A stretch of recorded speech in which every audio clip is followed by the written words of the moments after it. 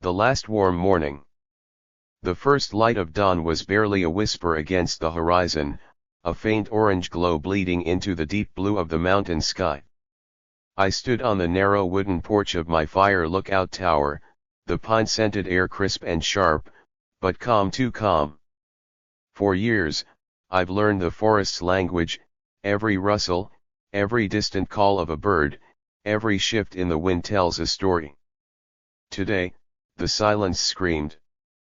My breath billowed out in steady clouds, each one fading like a ghost into the cold morning.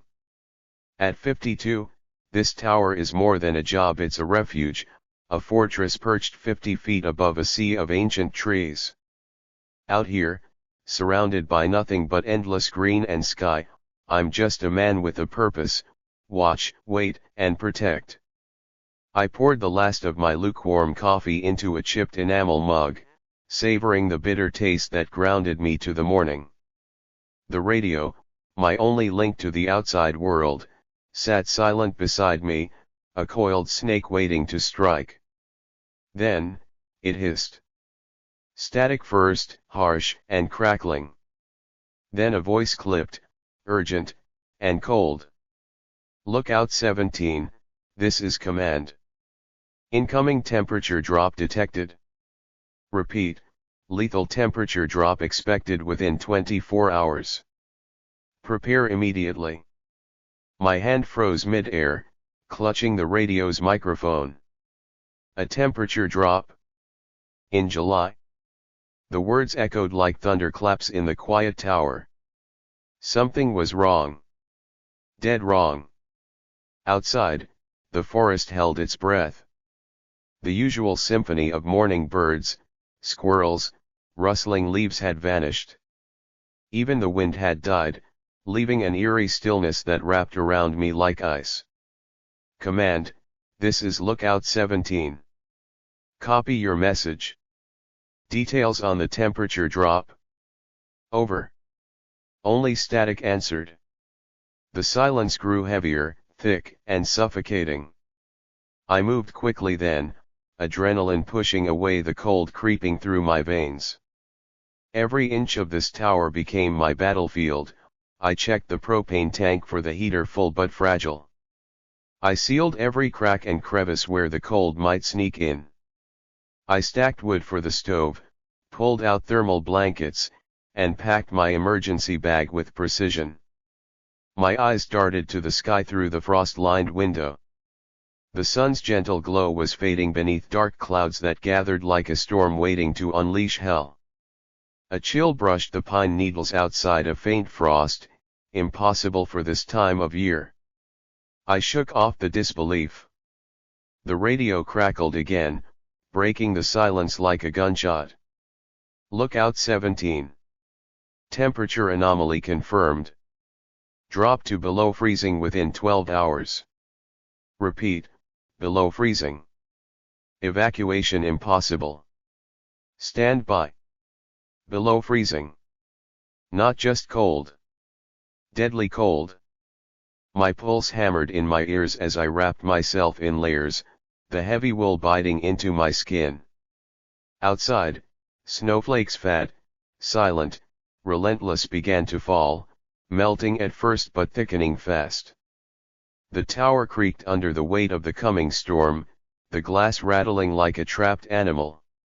I lit the stove, the fragile flame fighting the cold like a lone soldier on a frozen battlefield.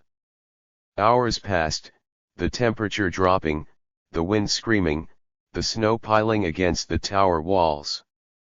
Outside, the forest disappeared beneath a growing blanket of white, turning the world into a frozen tomb. I sat alone, the fire crackling, the radio silent except for the haunting echoes of the warning. My fingers numb, my mind racing, I understood something terrifying. This wasn't just a cold front. It was the beginning of the end of summer, and maybe something far worse.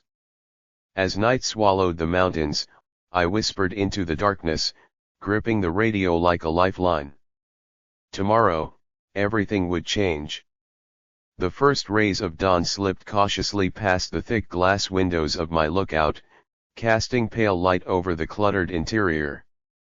The warmth from the wood stove had faded overnight, replaced by a creeping chill that settled deep in my bones.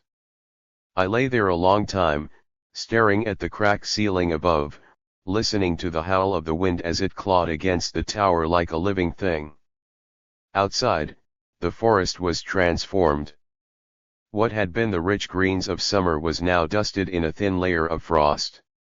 The snowflakes from the previous evening had multiplied, gathering on the branches, crunching softly beneath the weight of the early cold. I pressed my face to the window and watched as the trees swayed under a sky churned gray and heavy with threat. I pulled my jacket tighter around me and reached for the radio, my fingers trembling slightly. I tapped the button, waiting for a response. "Lookout 17, this is command," crackled the voice. "Temperature has dropped to -5 degrees Celsius. Expect rapid decline to -20 by nightfall. All personnel must conserve heat and prepare for extended isolation. We are coordinating relief efforts but cannot guarantee arrival time. Repeat, no ETA for extraction. -20. My breath caught. I had lived through cold snaps before, harsh winters and nights spent freezing in the backcountry, but this was something else entirely. It wasn't supposed to happen now, in the middle of July. Something had broken in the world. I swallowed the lump in my throat and forced myself up from the cot. Every movement sent a stab of cold through my joints. I quickly dressed in thermal layers, pulled on my thick boots, and wrapped my neck with a scarf.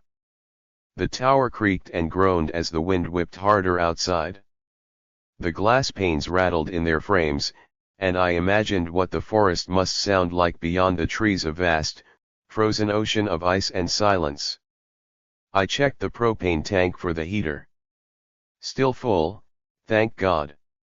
I flicked the ignition, and the familiar blue flame sputtered to life, filling the room with a fragile glow. It was my only shield against the biting cold that threatened to seep inside every crack. Minutes later, the radio buzzed again. "Command here. Reports coming in of similar temperature drops across multiple states. Situation classified as apocalyptic. Emergency protocols initiated. Stay alert. Trust no outside sources except official channels." Apocalyptic. The word hung in the air like a shroud. I sat at the small wooden table, rubbing my hands together, trying to stave off numbness. The solitude that had once been comforting was now suffocating. The silence was a loud, living thing. I thought about my family, long gone, memories faded but never quite forgotten.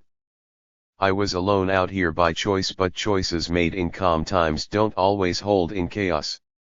Hours crawled by. I rationed my food carefully: canned beans, dry jerky, a few apples I had stashed for emergencies. The cold gnawed at my appetite, but I forced myself to eat, knowing strength was vital. Outside, the sky grew darker. Thick clouds swallowed the horizon, blotting out the sun. Snow began to fall steadily, heavy and relentless. The world beyond my tower was disappearing under a blanket of white. I took out my binoculars, scanning the tree line. The forest was motionless now, save for the occasional drip of melting snow from branches. No birds sang. No animals stirred. I felt the weight of the isolation settle on me like a stone. Late afternoon brought the first real test. The heater sputtered and died. I cursed under my breath, scrambling to fix the pilot light. The propane gauge was still full, but the cold seemed to be winning, choking the flow. I wrapped myself in every blanket I had and dug out my emergency flint kit.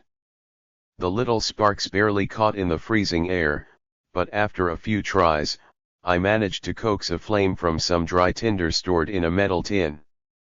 I placed it under a small pile of kindling inside the stove, slowly building the fire back to life. The warmth spread, tentative but precious. I sat close, the flickering light dancing across the wooden walls. My fingers slowly thawed. I thought about the forest outside, the lives trapped beneath the snow, and the world that was slipping away. The radio crackled again. A new voice, this one panicked. Command, this is Station Echo. We're losing power. Communication lines are down. Emergency shelters compromised. We need immediate assistance. Static swallowed the transmission. I stared at the radio, my mind racing. If a few stations were failing, how long before my tower went dark? I was the last line of observation out here. If the forest caught fire or another disaster struck while I was cut off, no one would know. I checked the battery pack for my handheld radio. Half charged. Not good enough. I rationed the remaining power for critical messages only. The weight of responsibility pressed down harder. Night fell early, a thick blackness swallowed the tower. The temperature plunged further, frost creeping along the edges of the windows like delicate lace. I could hear the wind screaming outside, as if the forest itself was wailing in despair. Sleep came in fits and starts, plagued by restless dreams of ice and fire.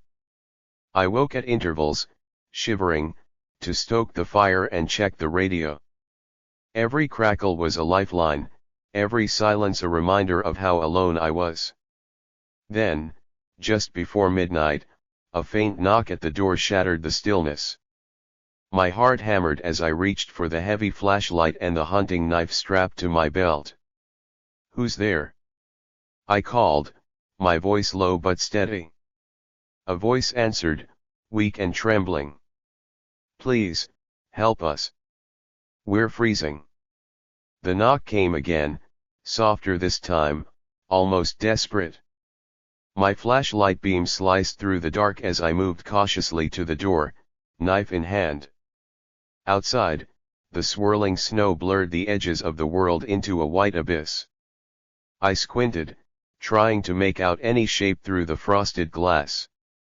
"Please," the voice said again, weak but urgent.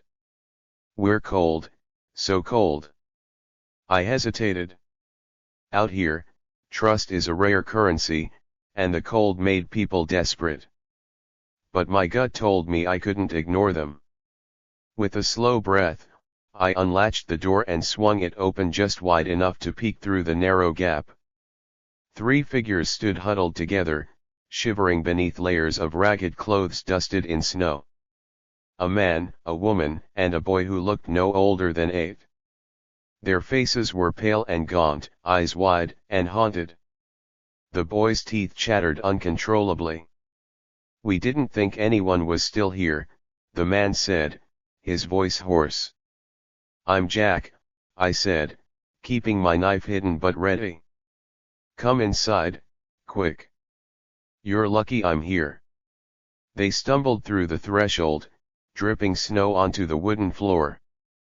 The woman collapsed near the stove, clutching the boy to her chest. I closed the door and bolted it, the cold instantly retreating behind the thick walls. For a few moments, none of us spoke. The only sound was the crackle of the fire, which I fed carefully with the last of my dry wood. I handed them some blankets and hot water from the kettle. The man swallowed hard, his eyes scanning the cramped space like a man seeing safety for the first time in days. "We were trapped on the road," he finally said. "The cold hit so fast, and our car wouldn't start. We walked for miles, but the snow just kept coming." I nodded, understanding all too well how quickly the wilderness could turn against you. "What's your names?" I asked. The woman's voice was soft but steady. "Maria." The boy looked up shyly. "Eli." The man nodded. "David." We sat in silence for a while, the three of them warming their frozen fingers by the stove. Eli's teeth stopped chattering, and he managed a small smile. The tower, once a place of solitude, was suddenly filled with life and with a fragile hope. That night, as the wind howled like a wild animal outside, I lay awake listening to their quiet breathing. I realized just how thin the line was between survival and despair. I had spent so long preparing for the cold, but I hadn't prepared for companionship. For responsibility. The next days blurred into a cycle of rationing supplies, tending the fire, and sharing stories. David was a mechanic before the world went sideways. Maria, a nurse. Eli was fascinated by my lookout equipment and listened intently as I showed him the radio and binoculars. Outside, the snow deepened, covering every trace of the world we'd known. The cold was relentless, but inside the tower, something stronger was growing, the will to survive. One morning, I woke to a crackling radio broadcast, a voice, clearer than before. "This is command. We have identified a secure military facility, 40 miles east, equipped to provide shelter, food, and medical care. Conditions en route are hazardous but manageable. Evacuation to the facility is recommended for all survivors."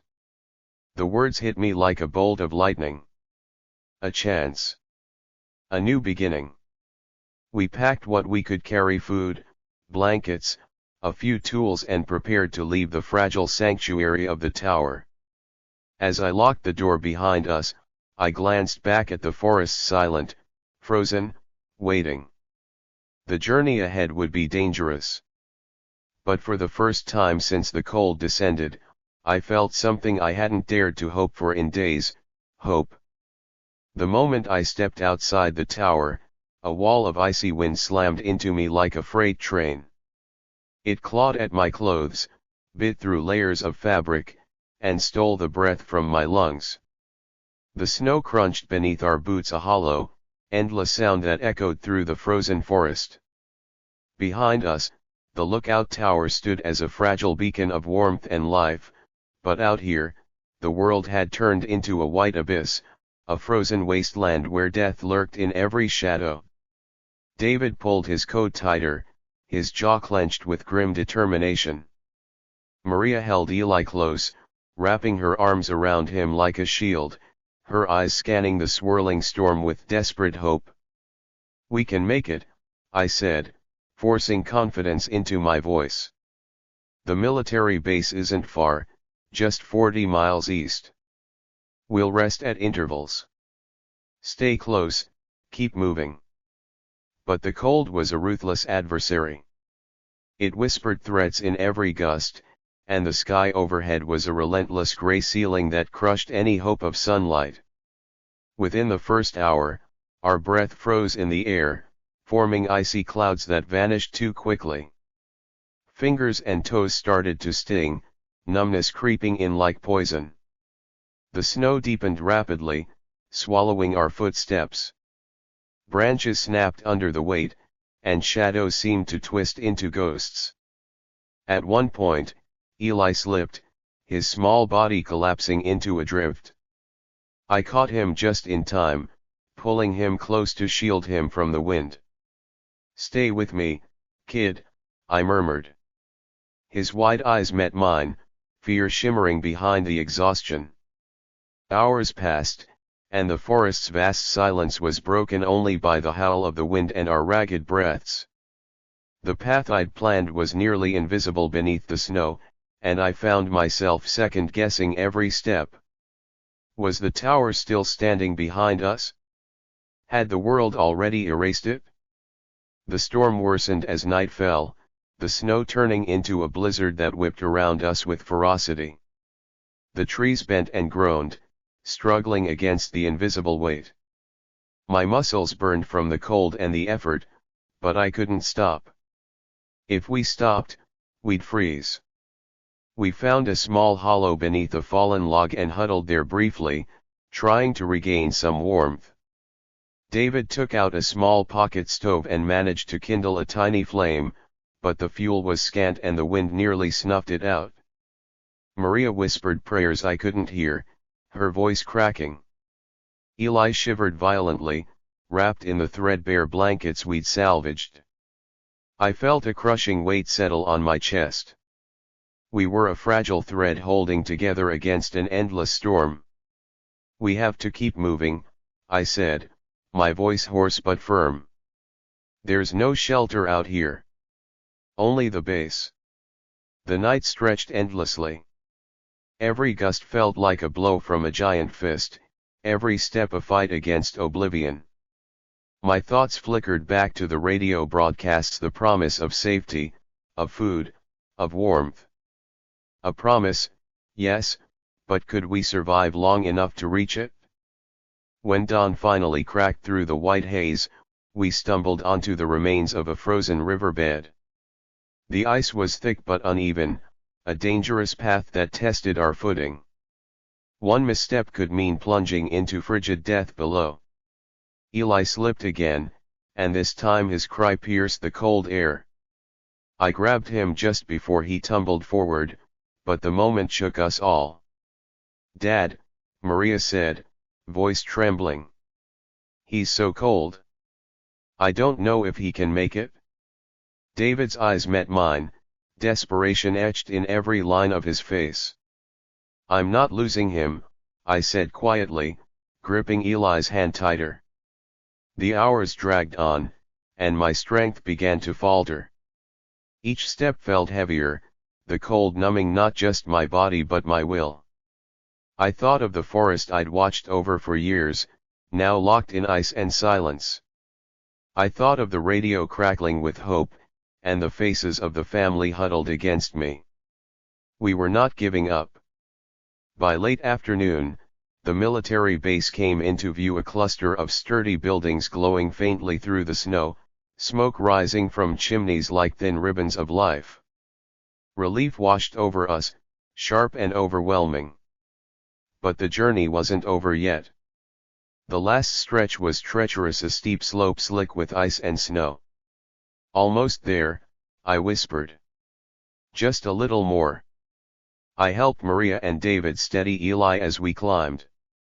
My breath came in painful gasps, heart pounding in my chest like a warning drum. When we finally crossed the perimeter fence, guards in heavy gear rushed out to meet us, their faces hidden behind masks but their eyes full of urgent concern. They ushered us inside, away from the storm. Warmth hit me like a physical force, the smell of food, the buzz of electricity, the hum of life. I sank to the floor, every muscle trembling. Around me, Maria and David helped Eli onto a cot, tears glistening in their eyes. A soldier approached and placed a warm blanket over me. "You made it," he said quietly. "You're safe now." For the first time in days, I believed it. But as I looked around the room at the weary faces, I knew the world had changed forever and survival was only the beginning. The cold never really leaves you. Even inside the walls of the military facility, where the air was artificially warmed and sterilized, I could still feel its ghost crawling beneath my skin. It was the kind of chill that settled deep, a reminder of everything we'd left behind and everything that might never return.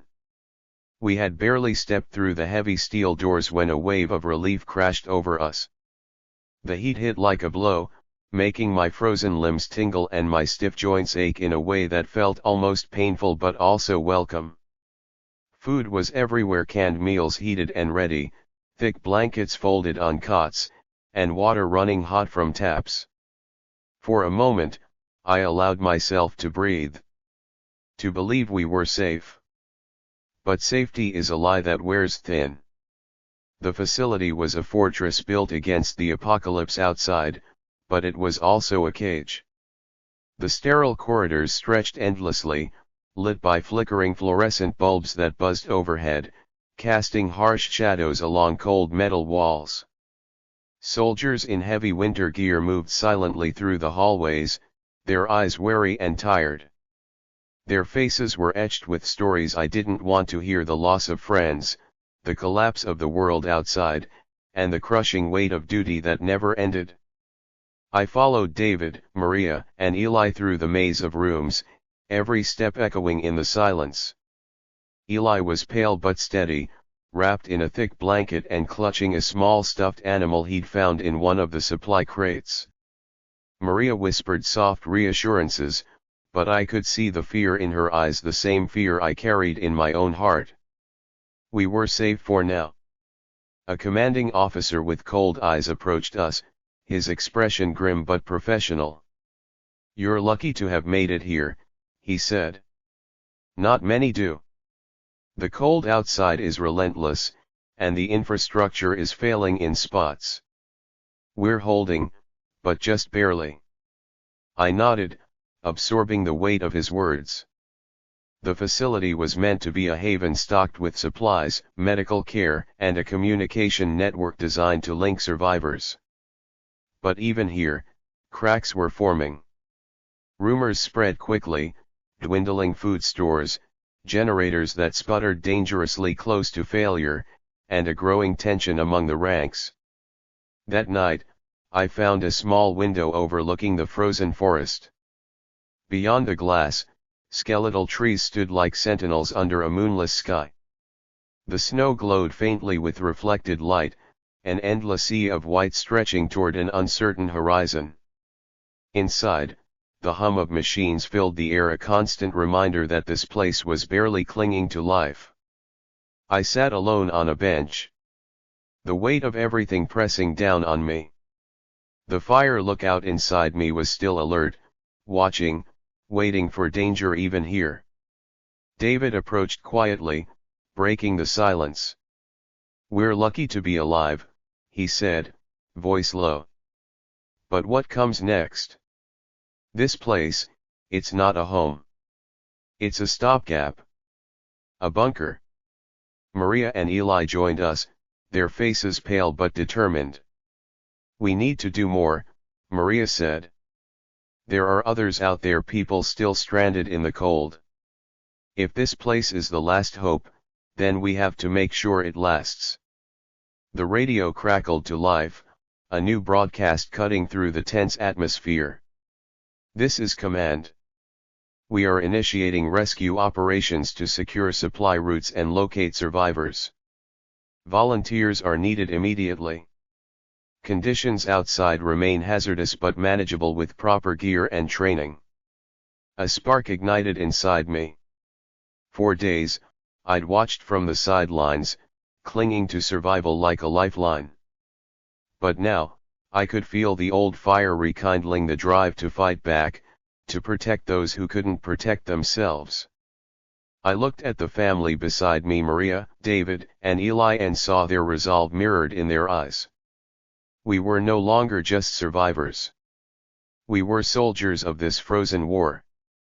The next morning, I volunteered.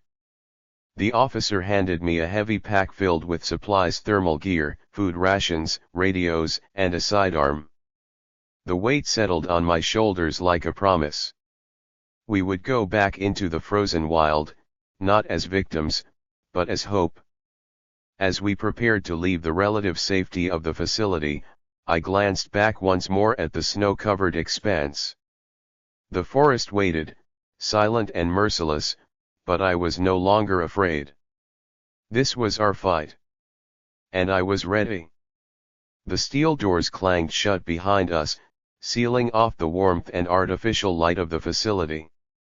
Outside, the world had reverted to the frozen nightmare we'd fought so hard to escape. The wind was a savage beast, whipping ice and snow against our faces, stealing the breath from our lungs like a thief in the night. I tightened the straps on my pack, feeling the reassuring weight of survival essentials pressing into my back. David adjusted Eli's hood while Maria checked the thermal blankets around the boy once more, her hands trembling despite her calm demeanor. We were an odd little band of survivors, thrown together by necessity and sheer will. The landscape stretched before us like a white desert, endless and merciless. Trees stood like frozen sentinels, branches brittle and coated in ice, the forest floor hidden beneath feet of snow. The sky was an oppressive slate gray, promising more cold and storm to come.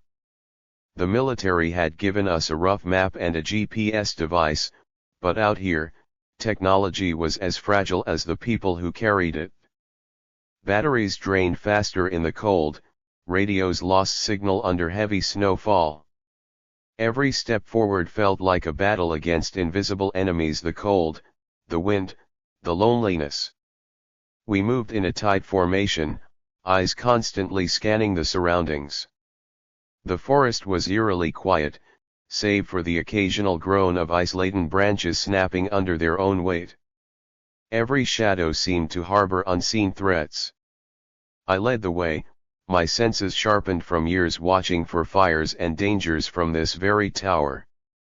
At one point, a sudden crack echoed through the trees, a warning. We froze. My hand went to my sidearm.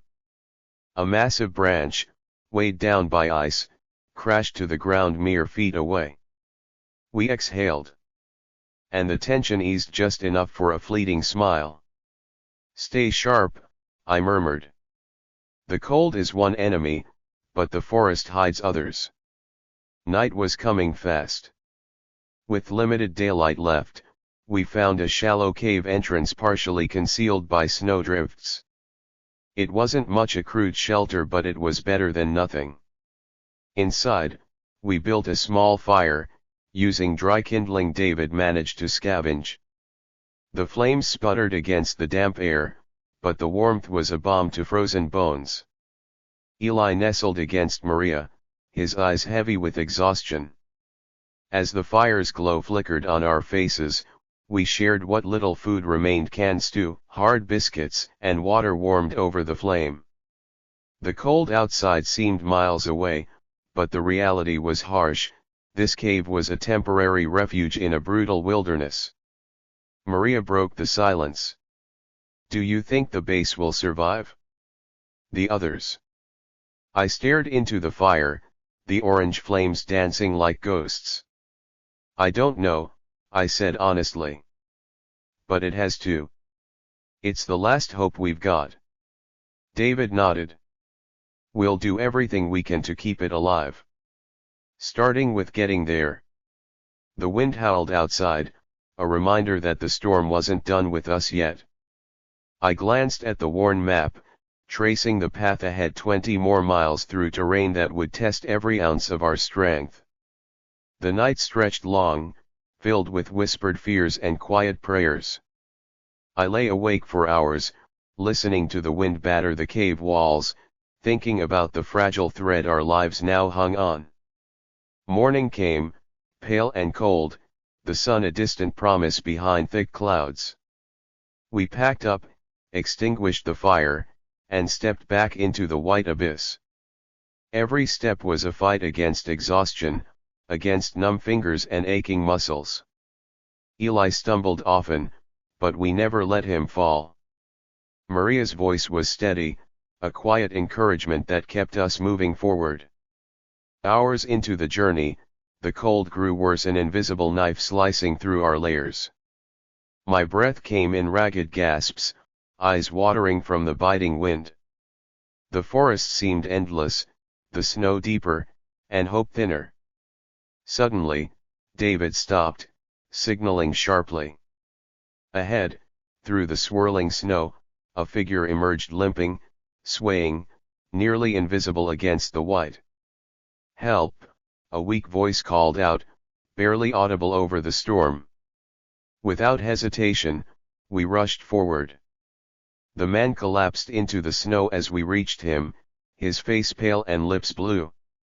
Maria dropped to her knees, checking for signs of life. "Hypothermia," she said grimly. "We need to get him warm, fast." We wrapped him in blankets, sharing our own warmth as we lifted him between us. The extra weight slowed us, but leaving him behind wasn't an option. The storm pressed down harder as we struggled onward, the forest closing in like a cage. Every step was agony. every breath a victory. But in that frozen hell, among broken trees and biting wind, we carried something stronger than cold. Hope. The cold was no longer just a distant enemy lurking outside the facility's walls or whispering through the trees. It was inside us now, an invisible predator burrowing deep into every fiber of our being. It crept into our muscles, stole our warmth, and invaded our thoughts with a chilling persistence. The man we had pulled from the snow was barely holding on, a fragile flame flickering against the overwhelming winter darkness. His skin was pale and clammy, lips tinged blue, and his breath came in shallow, uneven gasps. His eyes, when they opened, were glassy and unfocused, but there was a flicker of fragile spark that clung stubbornly to life. Maria's hands moved with practiced urgency, wrapping him in every scrap of warmth we had to offer. Thermal blankets, our own clothes, even some of Eli's small sweaters. She pressed her body against him, offering heat in the only way left when the cold is a thief that steals everything else. David and I worked together, shoveling snow and gathering wood for a fire in the small clearing where we had taken shelter. The trees around us stood tall and unforgiving, their limbs bowed with the weight of ice and snow. The forest that had once been a place of peace during my years as a fire lookout was now a frozen cage. Every snap of a branch beneath our feet or the groan of ice breaking was a stark reminder of our vulnerability. The man's breathing stabilized slightly, but the cold had already stolen much from him. We knew that every second counted. His eyes fluttered open again and locked onto mine. "Thank you," he rasped, voice barely audible. I nodded, swallowing the lump in my throat. "We're going to get you through this. Just rest." Maria pressed a gentle kiss to his forehead. "We're here. You're safe with us." The wind picked up, swirling snow around our fragile camp in harsh spirals that stung exposed skin and blurred vision. The cold wasn't just a physical force anymore, it was a beast with a hunger for destruction, testing our will and spirit.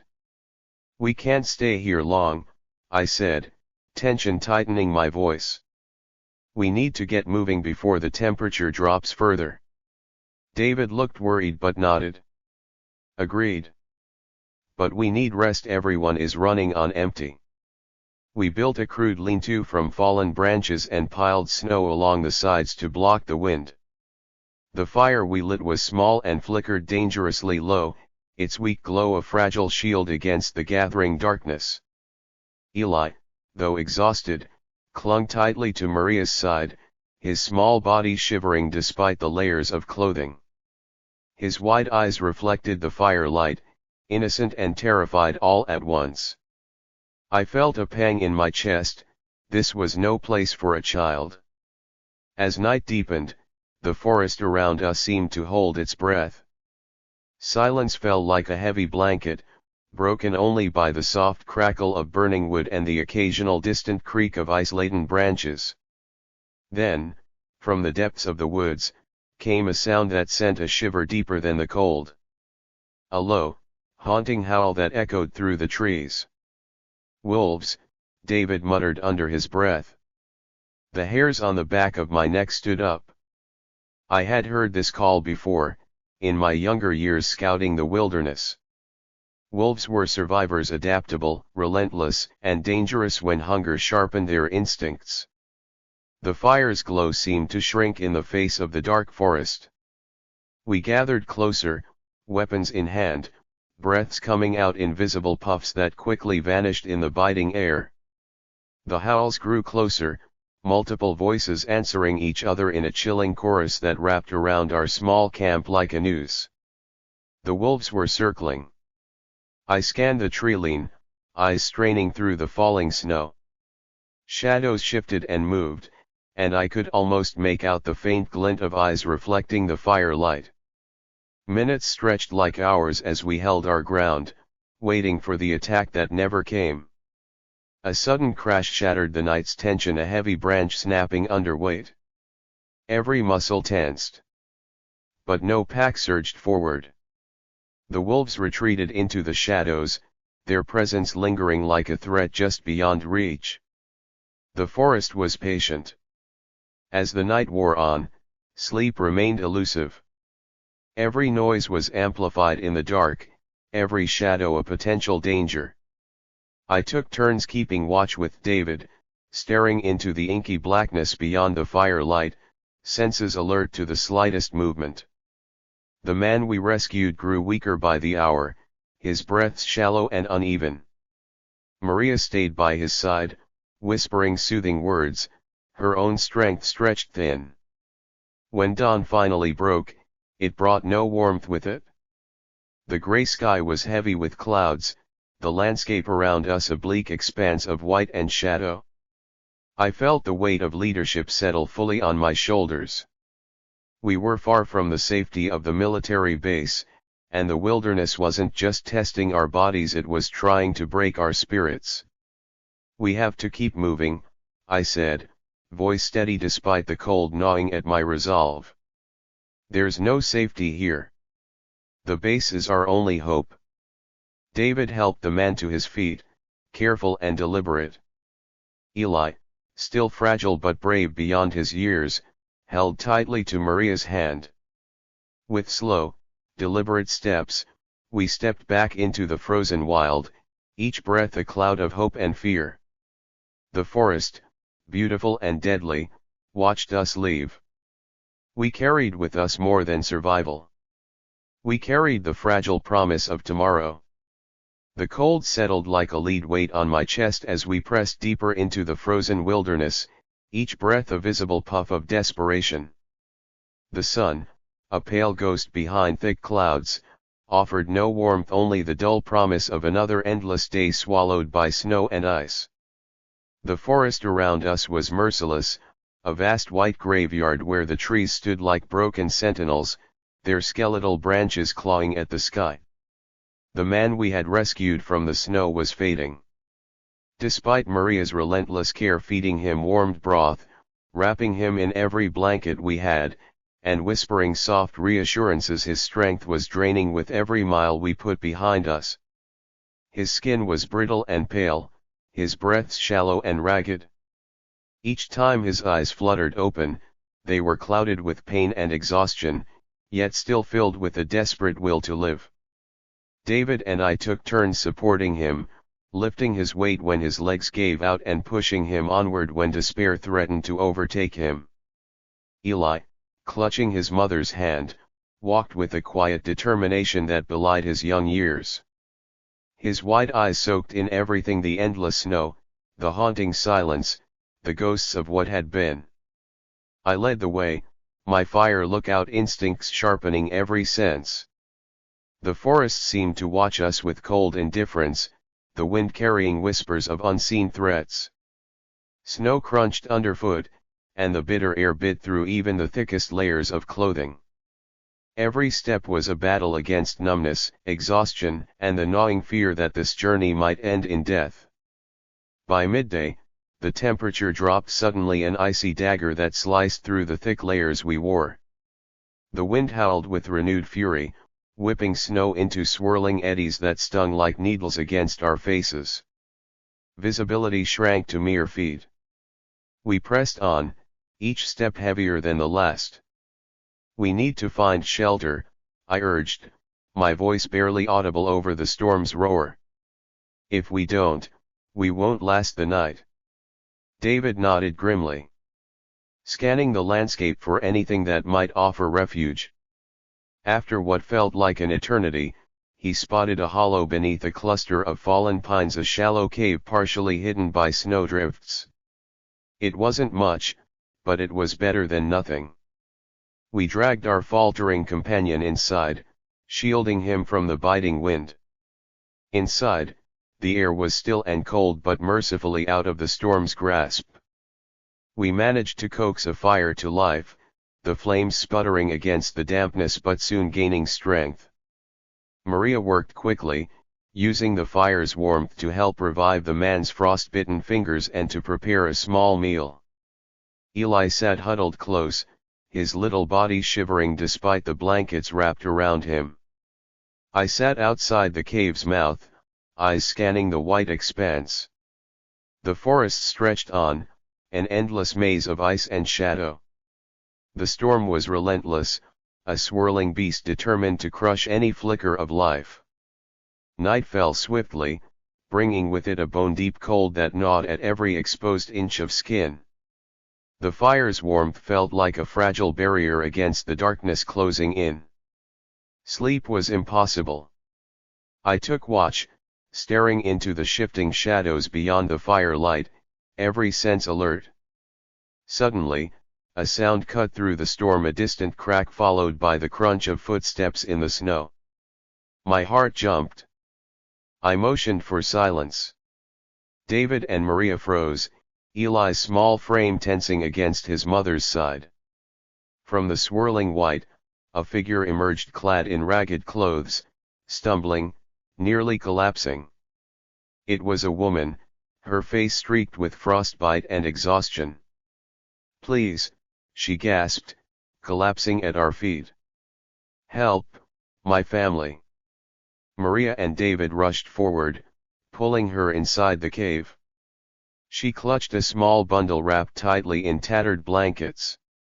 "Another survivor," I said softly, a glimmer of hope piercing the bleakness. Inside the cave, we worked quickly to tend to her injuries. She was weak, but alive. As she warmed, she whispered her story, separated from her husband and children during the initial storm surge, struggling alone in the frozen wild. Her voice cracked with pain and fear, but beneath it burned a fierce determination. The cave, cramped and cold, became a fragile haven for our growing group. Each new life was a reminder of what we were fighting for and what we could lose. The next days passed in a blur of hardship. The man we had found slipped further from us, his breaths growing faint until one cold morning, he simply stopped. Maria held his hand, tears freezing on her cheeks. Grief was a heavy cloak, but survival demanded strength.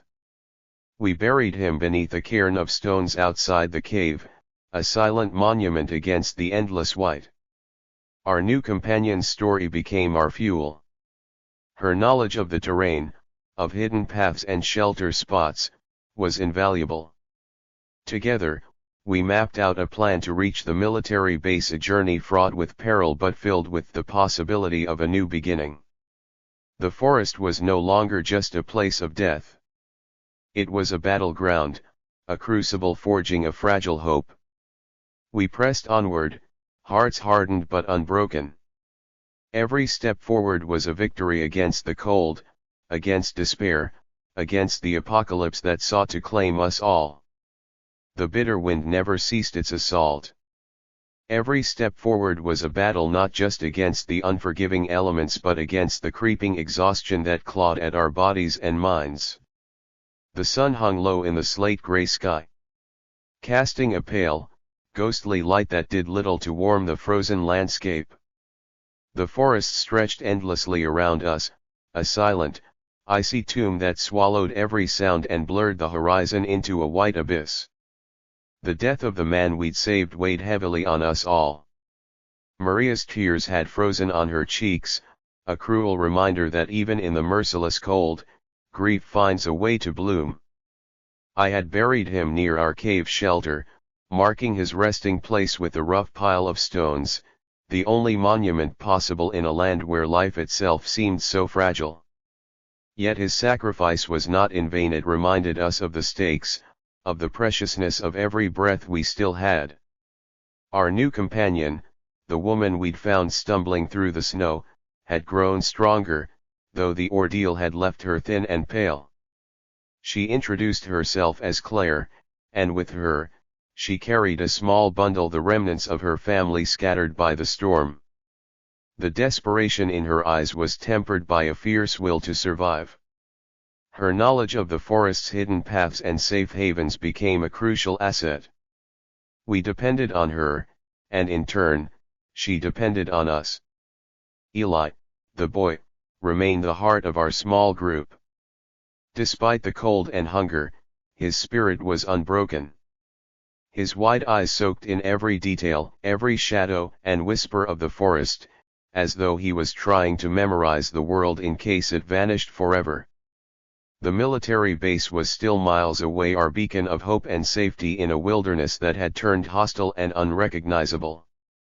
The GPS Claire had found at the base was a blessing, but batteries drained fast in the freezing temperatures, and signals were erratic at best. We had to navigate by instinct, by sight, by the faintest signs the forest left for those who knew how to read them. Each day, the cold grew sharper, the wind more relentless. Snowstorms came without warning, transforming the world into a swirling tempest of white. One afternoon, as we trudged through a particularly dense thicket of pine, the sky darkened suddenly. The wind picked up, howling through the branches like a pack of wolves on the hunt. "Storm's coming," Claire warned, voice low and urgent. We scrambled to find shelter beneath a stand of ancient evergreens, their thick branches offering some protection from the driving snow. The storm hit with a fury I hadn't imagined possible, blinding snow, stinging ice pellets, and a wind that seemed intent on tearing us apart. Inside our fragile refuge, we huddled together, sharing warmth and silent prayers.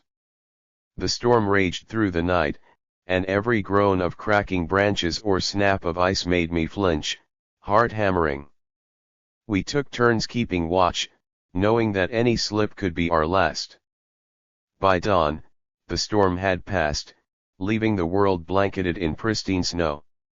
The forest was eerily quiet, save for the soft crunch of our footsteps as we resumed our journey.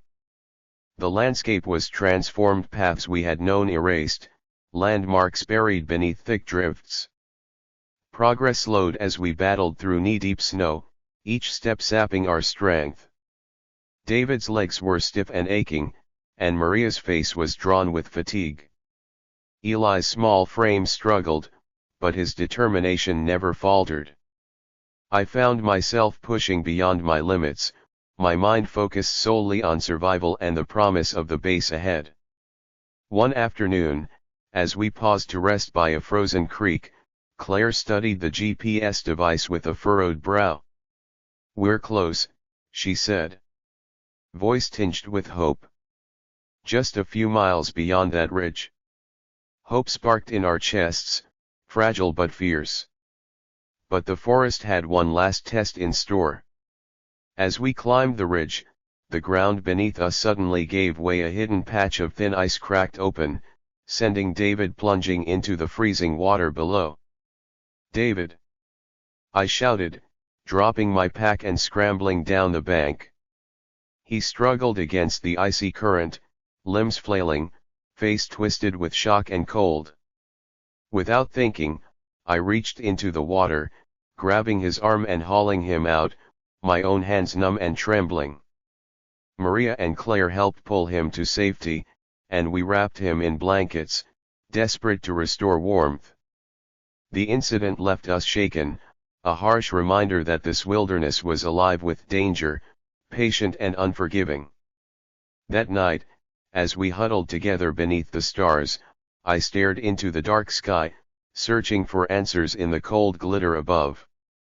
The military base was not just a destination, it was a promise of survival, of humanity clinging to life in a world turned to ice. And as long as we drew breath, we would fight to reach it. Eli fell asleep in Maria's arms, his small chest rising and falling with the fragile rhythm of life. Claire sat close, eyes scanning the dark forest, every sense alert. I pulled my jacket tighter around me and whispered a vow to the silent night: no matter what the wilderness threw at us, we would survive. Together. The frozen forest was vast and merciless, but within it burned a flame of hope. And that flame would guide us home. The forest was unforgiving, a sprawling wilderness of ice and silence that seemed to stretch into eternity. Each step we took was measured, careful and unspoken acknowledgement that the landscape was as deadly as any predator lurking unseen in the shadows. The biting cold had etched itself into our bones, and every breath felt like inhaling shards of ice. But we had no choice but to push forward. That morning, the sky was a heavy gray, pressing down on us with the weight of unspoken threats. The promise of the military base was distant, barely more than a flicker on the horizon, but it was enough to keep us moving, a beacon of hope amid the frozen desolation. David's near drowning had left him weaker, but his resolve was unbroken. Maria's care had kept him alive, her fierce determination a quiet force that seemed to bolster us all.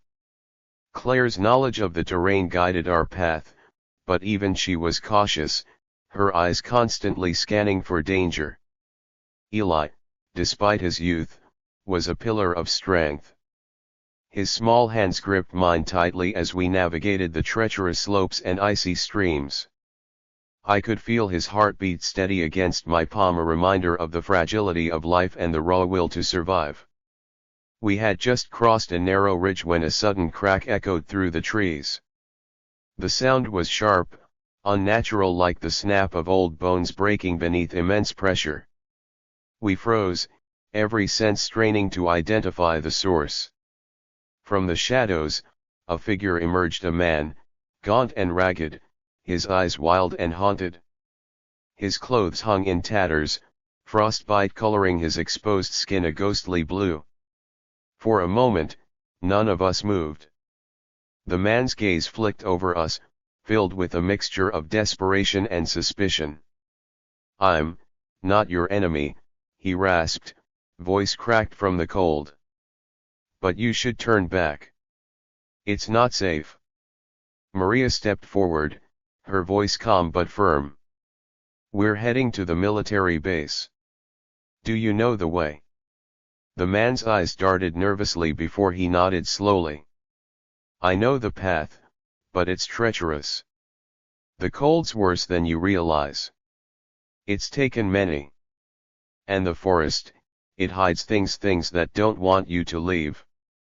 A shiver ran down my spine. The forest had already tested us in ways I never imagined.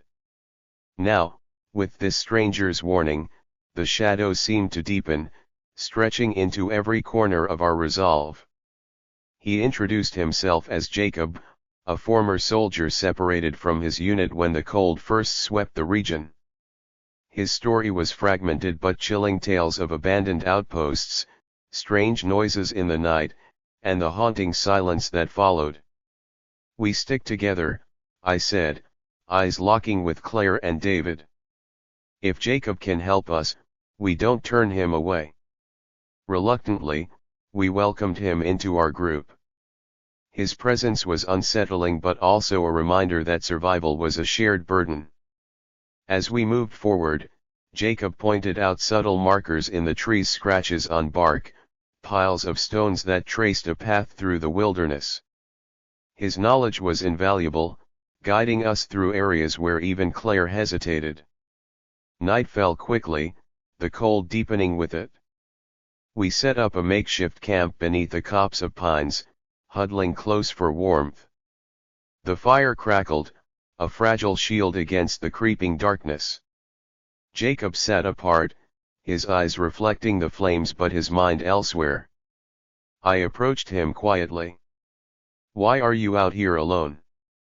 I asked. He looked up, eyes haunted. "I lost them," he said simply. "My squad, my family. This forest took them. I'm the last."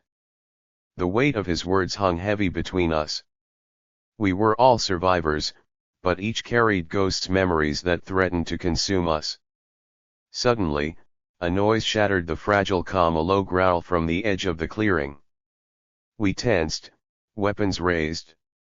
A pair of wolves emerged from the shadows, their eyes gleaming in the firelight. But something was wrong, their movements were erratic, unnatural, as if driven by desperation rather than hunger. Jacob whispered, "They're not normal. Something's wrong with them." The wolves circled, growling, muscles tensed to strike. We held our ground, every heartbeat pounding in our ears. Then, as quickly as they appeared, the wolves backed away, disappearing into the night with haunting howls. The forest had sent a warning. We knew the danger was far from over. That night, sleep was a stranger. The fire's warmth felt inadequate against the growing menace surrounding us. As dawn approached, I stood watch, eyes scanning the frozen expanse. The military base was close now, a promise on the horizon, but so were the shadows of the past, the dangers lurking just beyond the firelight. Our journey was far from over. The cold was merciless, the forest alive with secrets, and hope a fragile thread we clung to with every frozen breath. But as long as we moved forward, we had a chance. And sometimes, that's all survival demands. The air was thick with cold, the kind that seemed to seep into your soul rather than just your skin. Our breaths formed clouds that vanished into the bleak morning, swallowed by the towering pines and endless snow. The forest stretched out before us, an icy labyrinth, silent but watchful.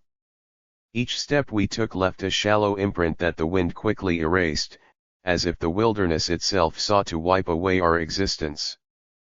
The weight of the past days settled on my shoulders like the frost clinging to the branches above.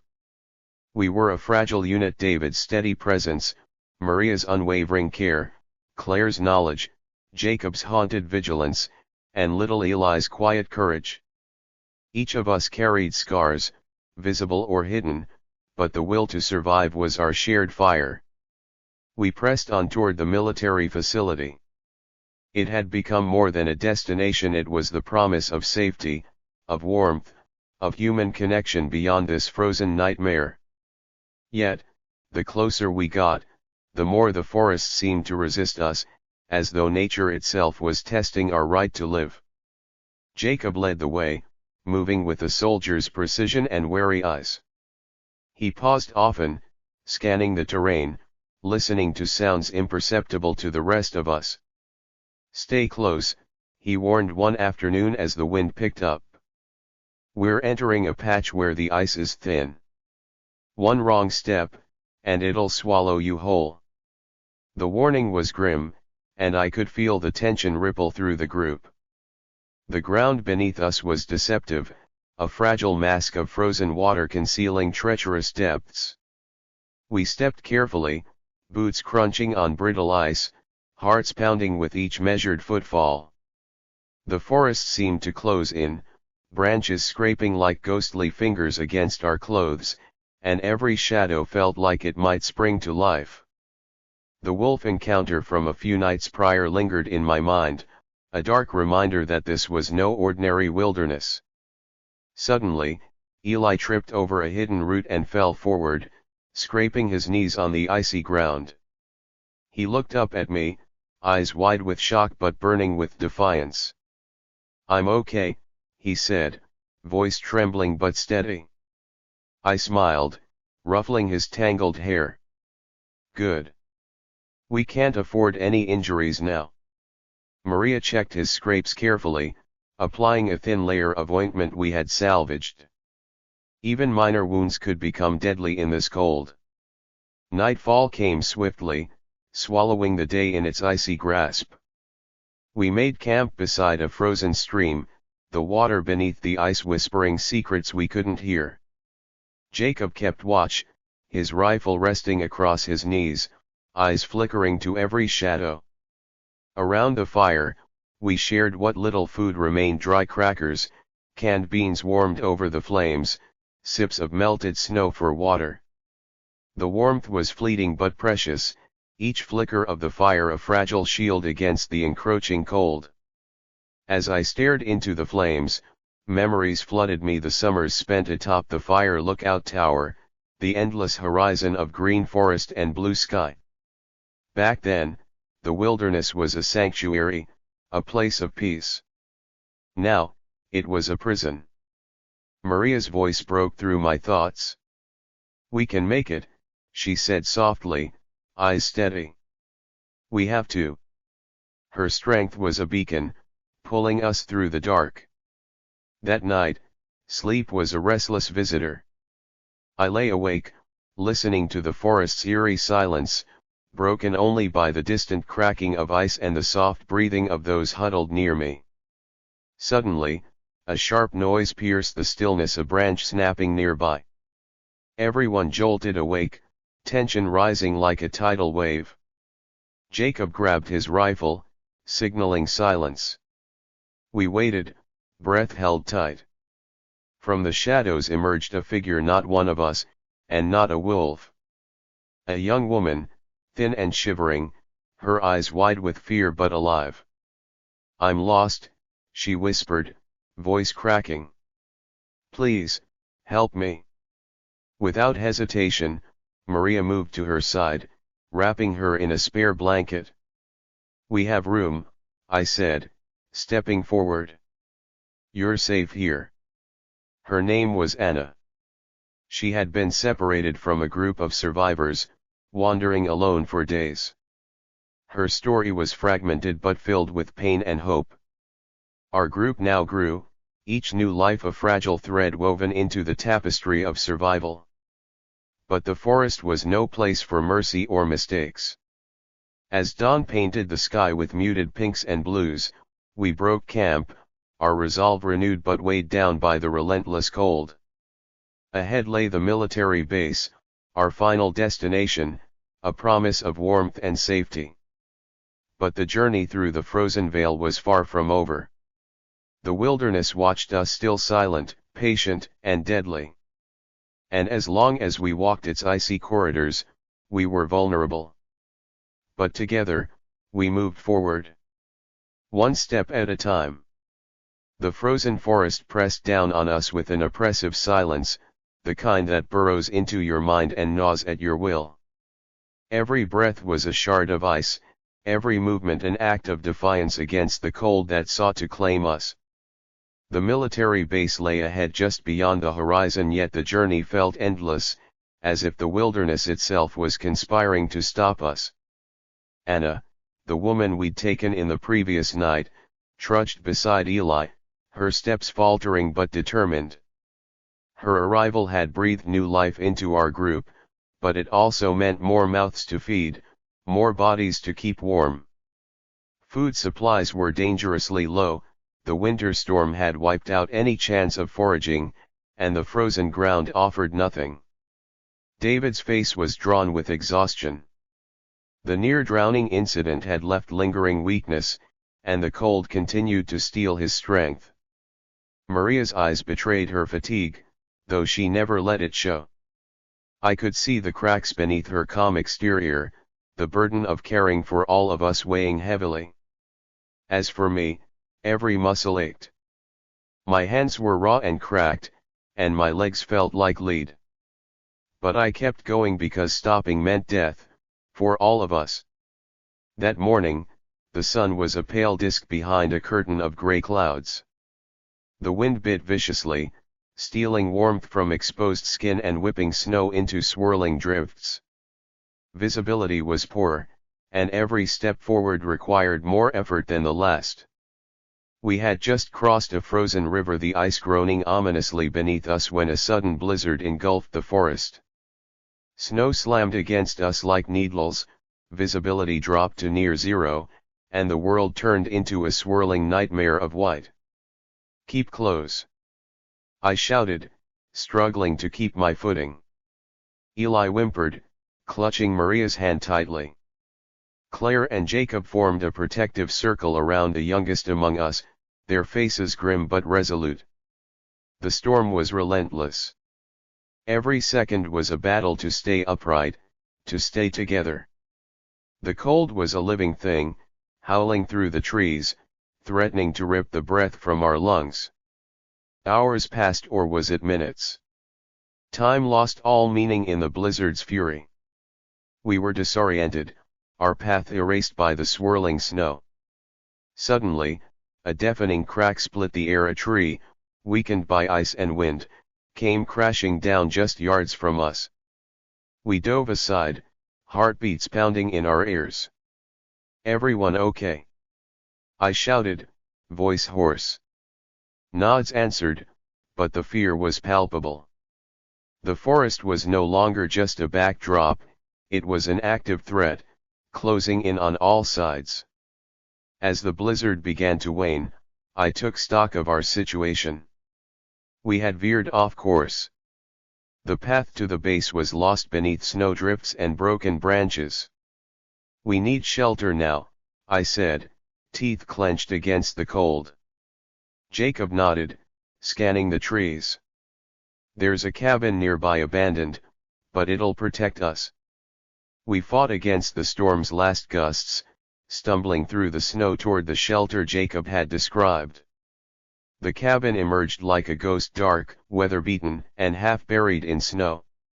Its wooden walls groaned with the weight of ice, but it was shelter. Inside, the air was stale and cold, but it was a fortress against the storm. We piled snow against the door and windows, then lit what little firewood we could find stacked in the corner. The fire sputtered to life, its fragile glow a defiant pulse in the darkness.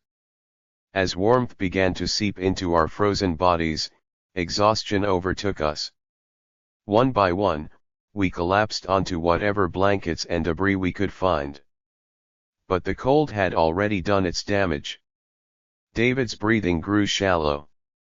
Maria sat beside him, whispering reassurances that neither of us believed but desperately hoped were true. Claire sat apart, staring into the flames, lost in thought. Anna curled beside Eli, their shared warmth a small comfort. I sat with my back against the wall, eyes fixed on the flickering fire, mind racing. In the stillness, a terrifying thought took hold: we might not make it. This forest was more than a frozen prison. It was a test, and some of us were beginning to fail. But giving up was not an option.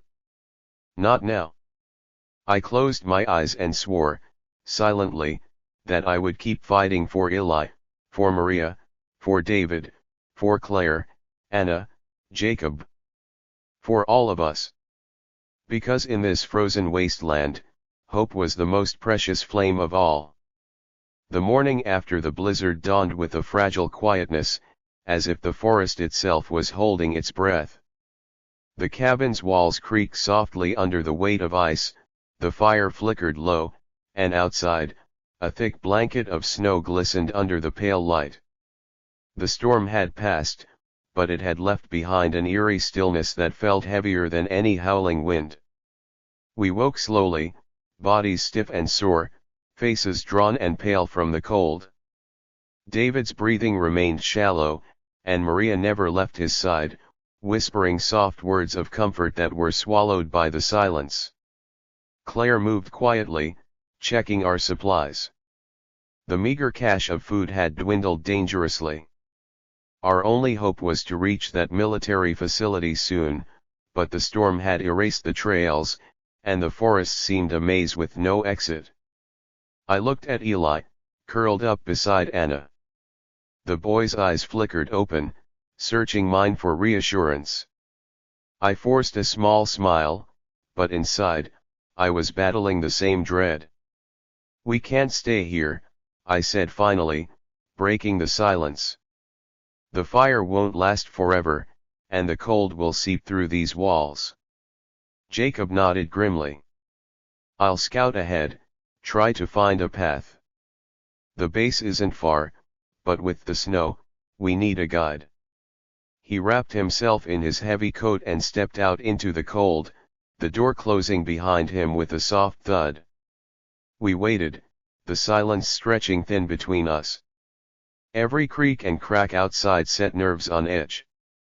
After what felt like an eternity, Jacob returned. His face was etched with concern. "There's a road not far from here," he said, voice low. "Mostly covered by snow, but it leads directly toward the base. We can follow it if we move fast." A flicker of hope ignited in all of us. We packed what little we had left, crumbs of food, the last water bottles filled with melted snow, our worn blankets and jackets. The cabin was a haven, but it was no place for the long haul. The forest was alive again, its dangers lurking just beyond the fragile walls. As we stepped outside, the cold hit like a hammer. The snow crunched beneath our boots, white and endless, reflecting a dull, merciless light. Eli clung to my hand tightly. "How far is it?" he asked. "Not far now," I replied, trying to sound sure. The road Jacob had mentioned was faint, a narrow trail beneath the snow, flanked by frost-coated trees. It was uneven, jagged with ice patches that threatened to send us sprawling.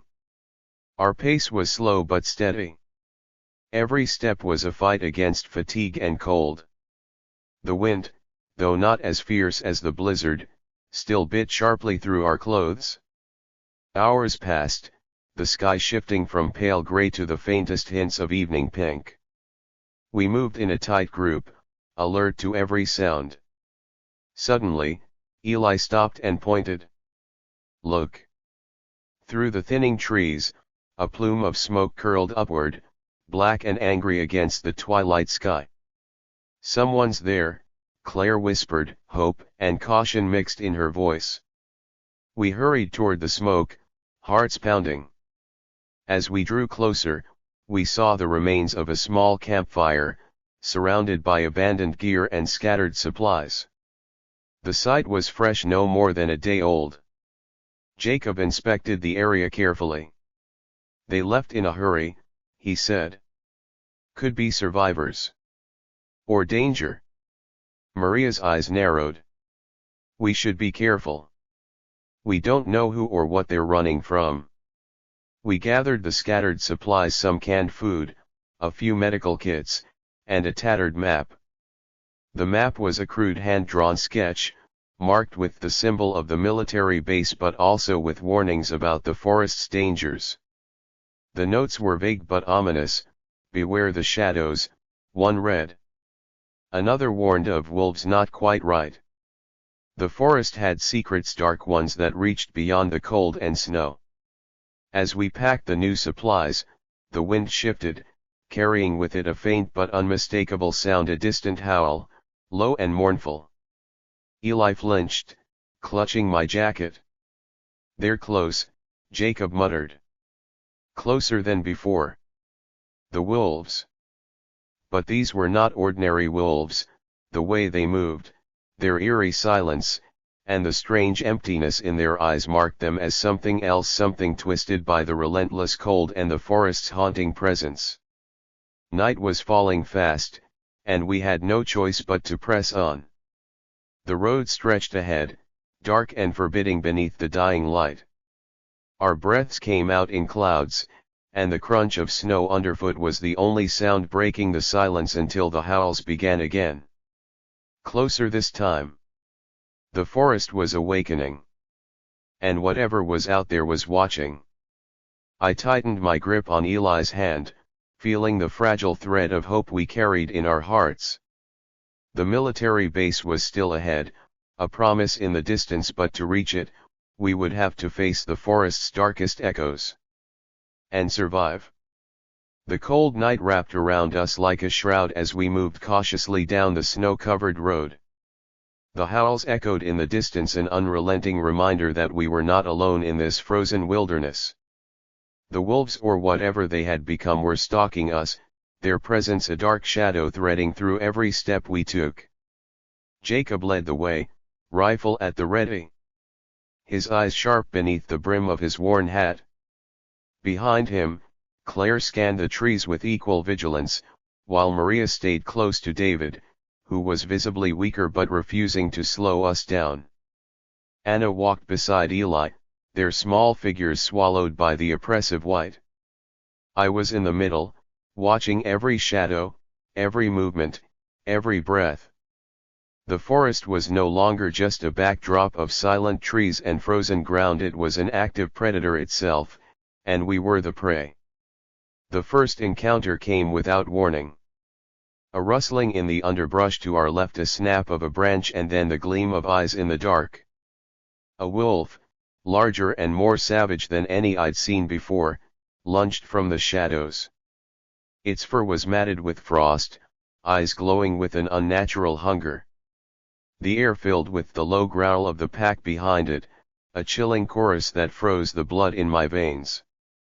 Jacob fired a warning shot, the crack of the rifle echoing through the trees. The wolf yelped and retreated, but the pack's howls grew louder, more aggressive. "We need to keep moving," Jacob barked, urgency sharpening his voice. "They're surrounding us." Panic threatened to take hold, but we pressed forward, hearts hammering with a mix of fear and determination. Every step felt like a gamble, one wrong move, and the forest would claim us. As we hurried along the road, the snow deepened, dragging at our boots. The cold seemed to thicken, seeping into our bones, stealing strength with every breath. Eli stumbled, his small body nearly swallowed by the frost.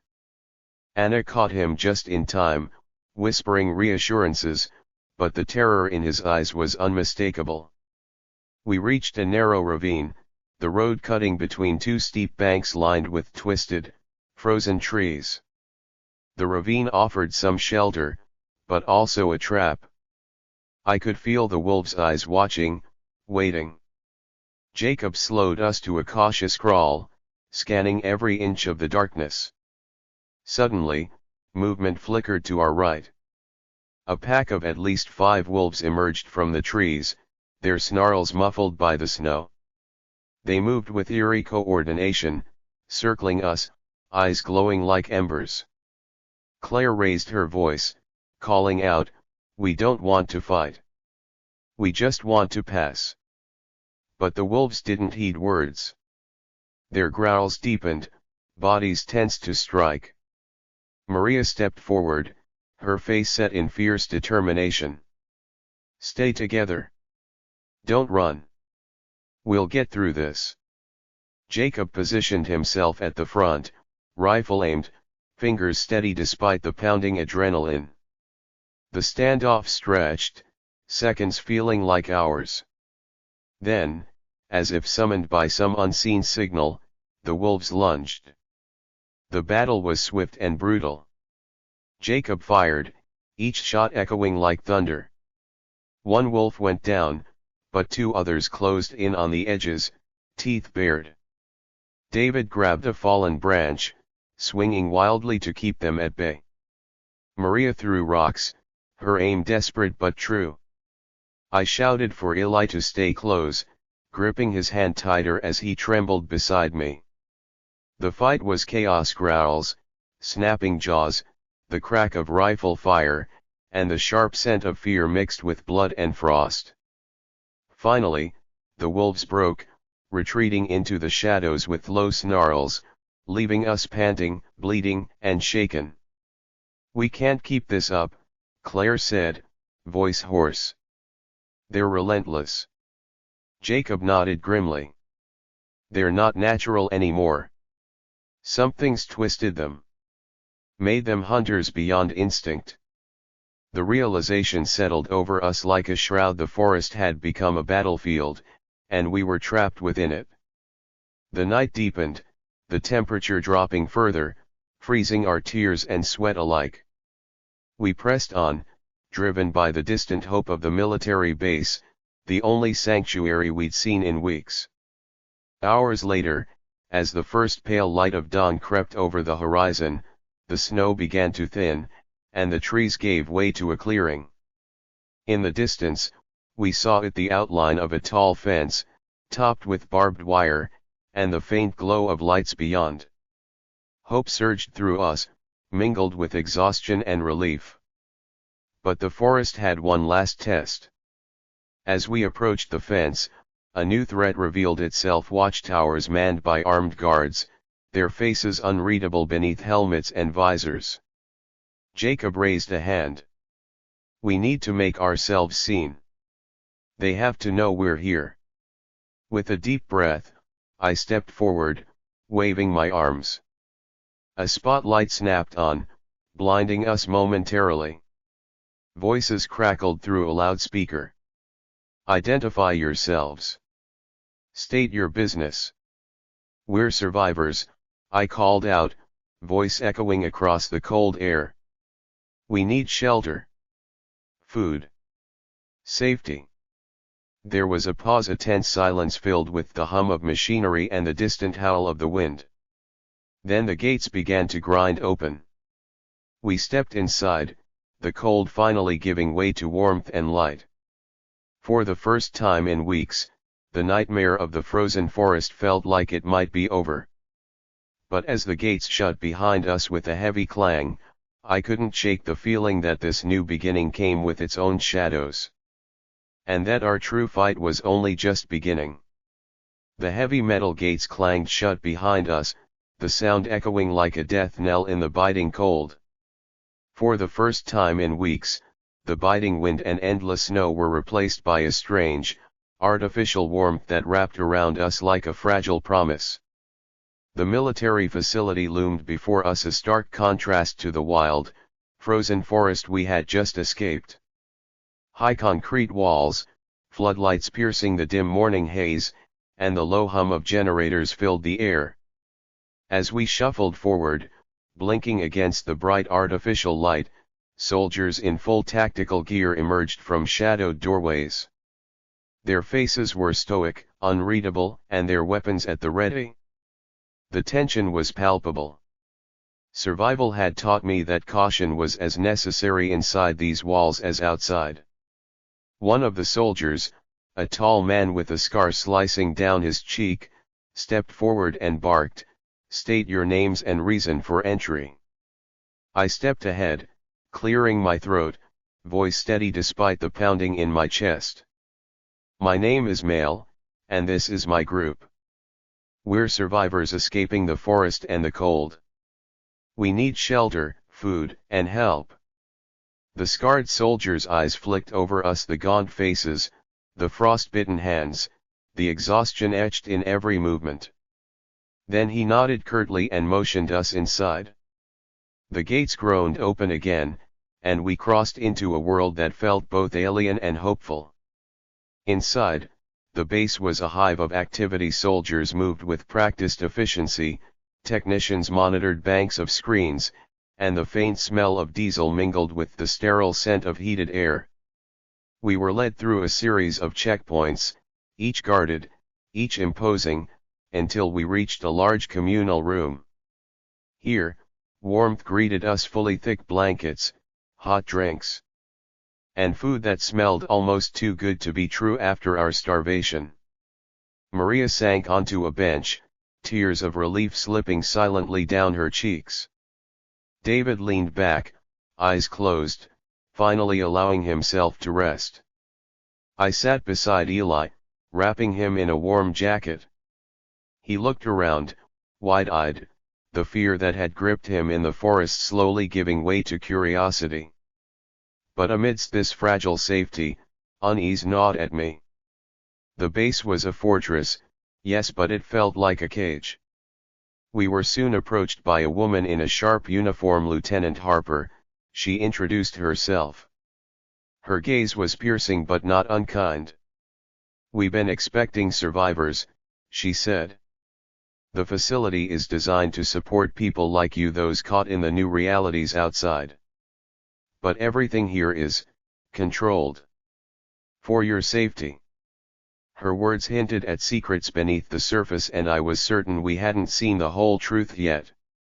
Over the next hours, we underwent medical checks, food rationing, and briefings on the base's protocols. The warmth revived our bodies, but the walls seemed to close in on our spirits. Jacob, ever cautious, whispered to me, "This place is more than just a refuge. There's something else going on." His instincts matched my own suspicions. The military's presence was a double-edged sword. Protection came with surveillance and control. That night, I lay awake in a small cot, listening to the hum of the base and the distant murmurs of other survivors. Outside my window, the forest lay quiet, a frozen monument to everything we'd escaped. But inside, questions multiplied like shadows. What was the true purpose of this military facility? Were we safe or simply prisoners waiting for a darker fate? The next morning, Lieutenant Harper called a meeting. We gathered in a sterile conference room, walls lined with maps and digital readouts tracking weather and troop movements. Harper spoke clearly, the world outside has changed. The cold, the storms, they're not natural. We believe environmental collapse combined with unknown factors is reshaping the planet. This facility is one of the last bastions of organized society. She paused, eyes sweeping over the group. We offer safety, resources, and a chance to rebuild. But it will require discipline, sacrifice, and cooperation. Her words echoed what we feared but also what we needed to hear. Eli tugged at my sleeve, whispering, "Dad, do you think we'll be okay here?" I swallowed hard, searching for an answer that wasn't just hope. "We will be," I told him firmly. "We have to be." Over the next days, we adapted to base life. There were lessons in survival beyond the wilderness, learning to navigate the bureaucracy, understanding rationing systems, and participating in drills designed to prepare us for any threat. But whispers of unrest and mystery floated beneath the surface. Some survivors spoke of unexplained disappearances, strict curfews, and strange experiments rumored to take place in the lower levels of the base. One evening, as I walked near the perimeter, I overheard a conversation between two soldiers. "The cold is getting worse out there," one said. "The mutations, the infected wolves, it's spreading. The government's hiding something." "Keep your voice down," the other hissed. "We have orders to contain information. No one outside this facility can know the truth." The truth. It was a word heavy with weight. What were they hiding? I returned to our quarters, heart pounding with questions and doubts. But for now, the base was our shield, our fragile hope against the relentless cold. And as I looked around at the faces of my makeshift family, Maria, David, Claire, Anna, Jacob, and little Eli, I vowed silently to protect them. Whatever came next. The days inside the military facility blurred into a strange new routine, one governed by schedules, regulations, and a strange sense of controlled order. The walls, cold and concrete, held us safe from the brutal wilderness outside, but they also seemed to trap us in a different kind of prison. I often found myself staring at the thick, reinforced windows, watching the endless blanket of snow covering the forest beyond, wondering what was truly waiting out there and what secrets this place kept hidden. The mornings began with loudspeaker announcements and briefings, followed by ration distributions and group activities. We were assigned small tasks: cleaning, organizing supplies, helping with minor repairs, anything to keep us busy and distracted. It was clear the military leadership wanted to maintain morale, but also to keep us under control. One afternoon, I volunteered to help in the medical bay. David's condition was fragile, the cold had taken a toll on his lungs, and the medics were doing all they could to stabilize him. Watching the medical staff work, I noticed the advanced equipment far more sophisticated than anything I had expected to see in such an isolated place. Machines hummed quietly, monitors beeped rhythmically, and the scent of antiseptic hung thick in the air. But there was something else, an undercurrent of tension, whispered conversations behind closed doors, quick glances exchanged when they thought no one was watching. Later that evening, as the base settled into a restless quiet, I found myself drawn toward the lower levels of the facility, the restricted zones marked by warning signs and guarded by armed soldiers. Curiosity gnawed at me like a relentless beast. I had to know what was happening beneath our feet. After a quick conversation with Jacob, who shared my suspicions.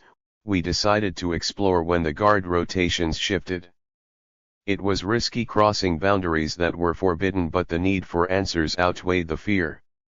Under the cover of night, we slipped through dim corridors and past empty halls, our boots muffled by the thick carpet. The air grew colder, the hum of machinery louder, as we descended deeper into the heart of the base.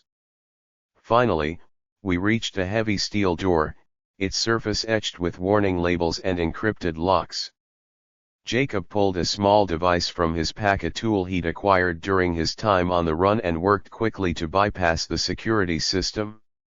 The lock clicked open, and the door creaked ajar, revealing a dimly lit chamber beyond. Inside, rows of glass containment units lined the walls, filled with strange specimens, small, twisted animals that bore the marks of frostbite and mutation. Some looked like wolves, their fur patchy and eyes glowing faintly in the low light. Others were unidentifiable, grotesque shapes that seemed to have been warped by something unnatural. I swallowed hard, the weight of realization crushing me. The cold wasn't just a force of nature, it was a catalyst for something far worse. The facility was studying these creatures, experimenting on them, trying to understand or maybe control the horror outside. Before I could process further, a sudden noise made us freeze. Footsteps echoed down the corridor. We ducked behind a row of containment units just as a soldier appeared, his flashlight beam sweeping the room. I held my breath as he approached the door we'd come through, muttering into his radio. "All clear. No signs of breach. Just routine check." The soldier left, and we waited a few minutes before slipping back into the shadows, hearts pounding. As we ascended back to the surface, I felt a mix of dread and determination. The military base was a refuge, yes, but also a cage of secrets and hidden dangers. We had to be careful, and we had to be ready for whatever came next. The next day, during a group meeting, Lieutenant Harper announced a new directive: increased security protocols, mandatory check-ins, and limited movement outside designated areas. Her eyes scanned the room, resting briefly on me and Jacob. I caught the hint of something in her gaze: suspicion, perhaps, or recognition. That night, I confided in Maria, who had been watching the base's strange dynamics with growing unease. "This isn't just a shelter," I said quietly. "They're hiding something down there. We need to find out what, and why." Maria nodded, her face pale but resolute. "We can't trust them blindly. We've survived the forest, we have to survive this, too." Eli curled up beside me, tired and trusting, unaware of the shadows looming over our fragile hope. Sleep was elusive. My mind raced with questions about the mutated creatures, the true purpose of the base, and what fate awaited us all. The cold outside was relentless, but the cold inside was different, colder still, a chill of secrets and control. And I knew one thing with certainty: we were far from safe. The next morning dawned gray and heavy, the usual sharp cold softened by a mist that clung to the concrete and metal structures of the base. Despite the warmth inside the facility, a weight settled over me that no blanket or heater could chase away. The secrets Jacob and I had uncovered in the lower levels were gnawing at my mind like a slow poison. We had seen the creatures mutated, frozen beasts trapped behind glass, a grotesque testament to whatever catastrophe had twisted the world outside.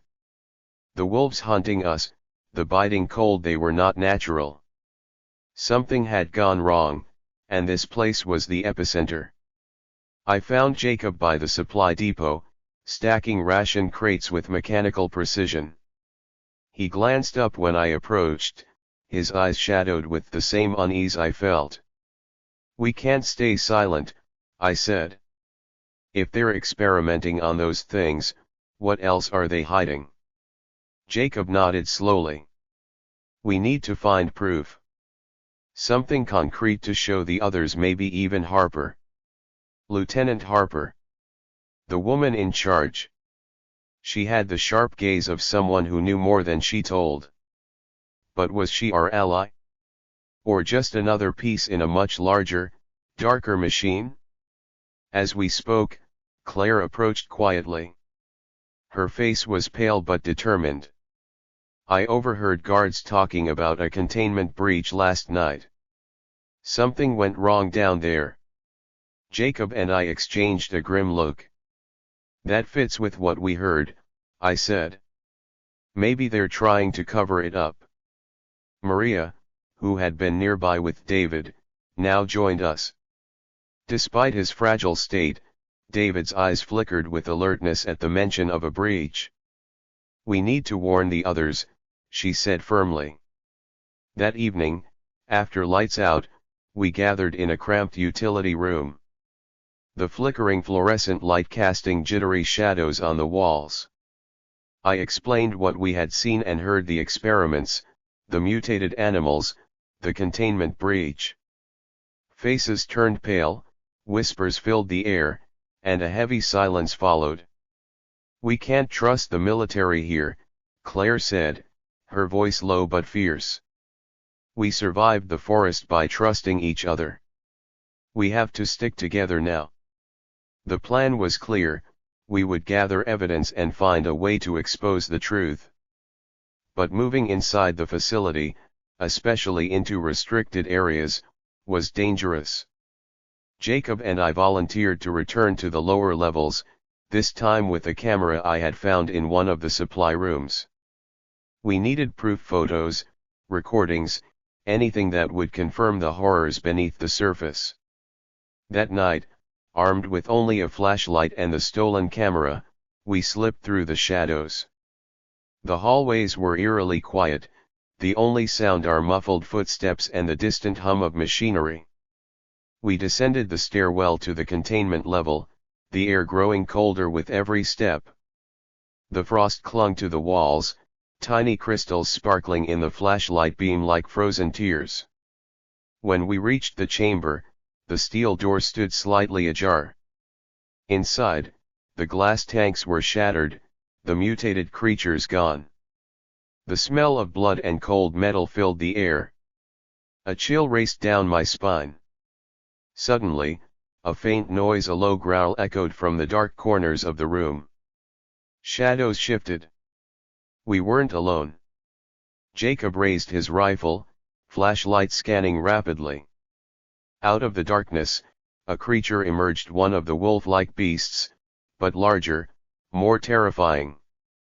Its eyes glowed with unnatural intelligence, its breath steaming in the cold air. We froze, caught between fight and flight. The creature snarled, then retreated into the shadows, disappearing as quickly as it had come. "We need to move," Jacob whispered urgently. "Before more come." We hurried through the corridors, snapping photos and videos, hearts pounding in sync with the alarms that suddenly blared through the facility. Lights flickered, and a booming voice echoed over the PA system: "Security breach. All personnel to containment zones." We raced toward the exit, dodging patrols and sealed doors locking behind us. The base had turned from sanctuary to prison in moments. Bursting into the main hall, we collided with Harper herself, flanked by soldiers. Her eyes flashed, sharp and unforgiving. "You two are the cause of this chaos," she said coldly. "You don't understand what you're dealing with." "We know enough," I shot back. "You're hiding the truth from us, from everyone." She hesitated, then sighed. "There are things out there, worse than you can imagine. The experiments are a necessary evil. Without them, we wouldn't survive." "But at what cost?" I demanded. "You're risking us all." Harper's gaze softened for a moment. "I wish it were that simple. But the cold is spreading. The mutations are just the beginning. Before I could respond, soldiers seized Jacob and me, dragging us toward a holding area. As we were separated from the others, I caught Eli's frightened eyes through the crowd. I forced a smile, hiding the storm raging inside. Locked in a cold, sterile cell, I realized that our battle was far from over. Outside the base, the snow continued to fall, burying the past and covering the world in white silence. Inside, secrets festered, waiting to explode. And I vowed that no matter what, I would find a way to protect my family and uncover the truth. Because survival wasn't just about enduring the cold, it was about fighting the darkness lurking beneath the surface. The cold, sterile cell was smaller than any room I had known in the forest or the base. Its walls were steel gray, unyielding, and the only light came from a single flickering bulb overhead that cast long, restless shadows. The air was thick with a metallic chill that seeped through my clothes and settled in my bones. I sat on the narrow cot, staring at the locked door, wrestling with a storm of thoughts and fears. Jacob was in the adjoining cell, separated by a thin, barred window. We exchanged grim looks but no words. There was no need. Our bond, forged in the wild and tested by fire and cold, needed no conversation. Survival now meant patience and caution. The distant hum of the base's machinery reminded me of the power surrounding us: the soldiers, the technology, the secrets. Lieutenant Harper's cold words echoed in my mind. The experiments are a necessary evil. But necessary for whom? And what price would we pay? Hours dragged by in silence. The only sound was the occasional shuffle of boots outside and the faint murmur of the base waking up after the night's chaos. I thought of Eli, wondering how he was coping with this strange new world that seemed as dangerous inside as outside the walls. Suddenly, the door slid open with a harsh clang, and a soldier stepped inside. His face was unreadable beneath the helmet, but there was a flicker of hesitation in his eyes. "Follow me," he ordered curtly. Jacob and I exchanged a quick glance before rising. We were led through winding corridors, passing more locked doors, guarded checkpoints, and surveillance cameras that seemed to watch our every move.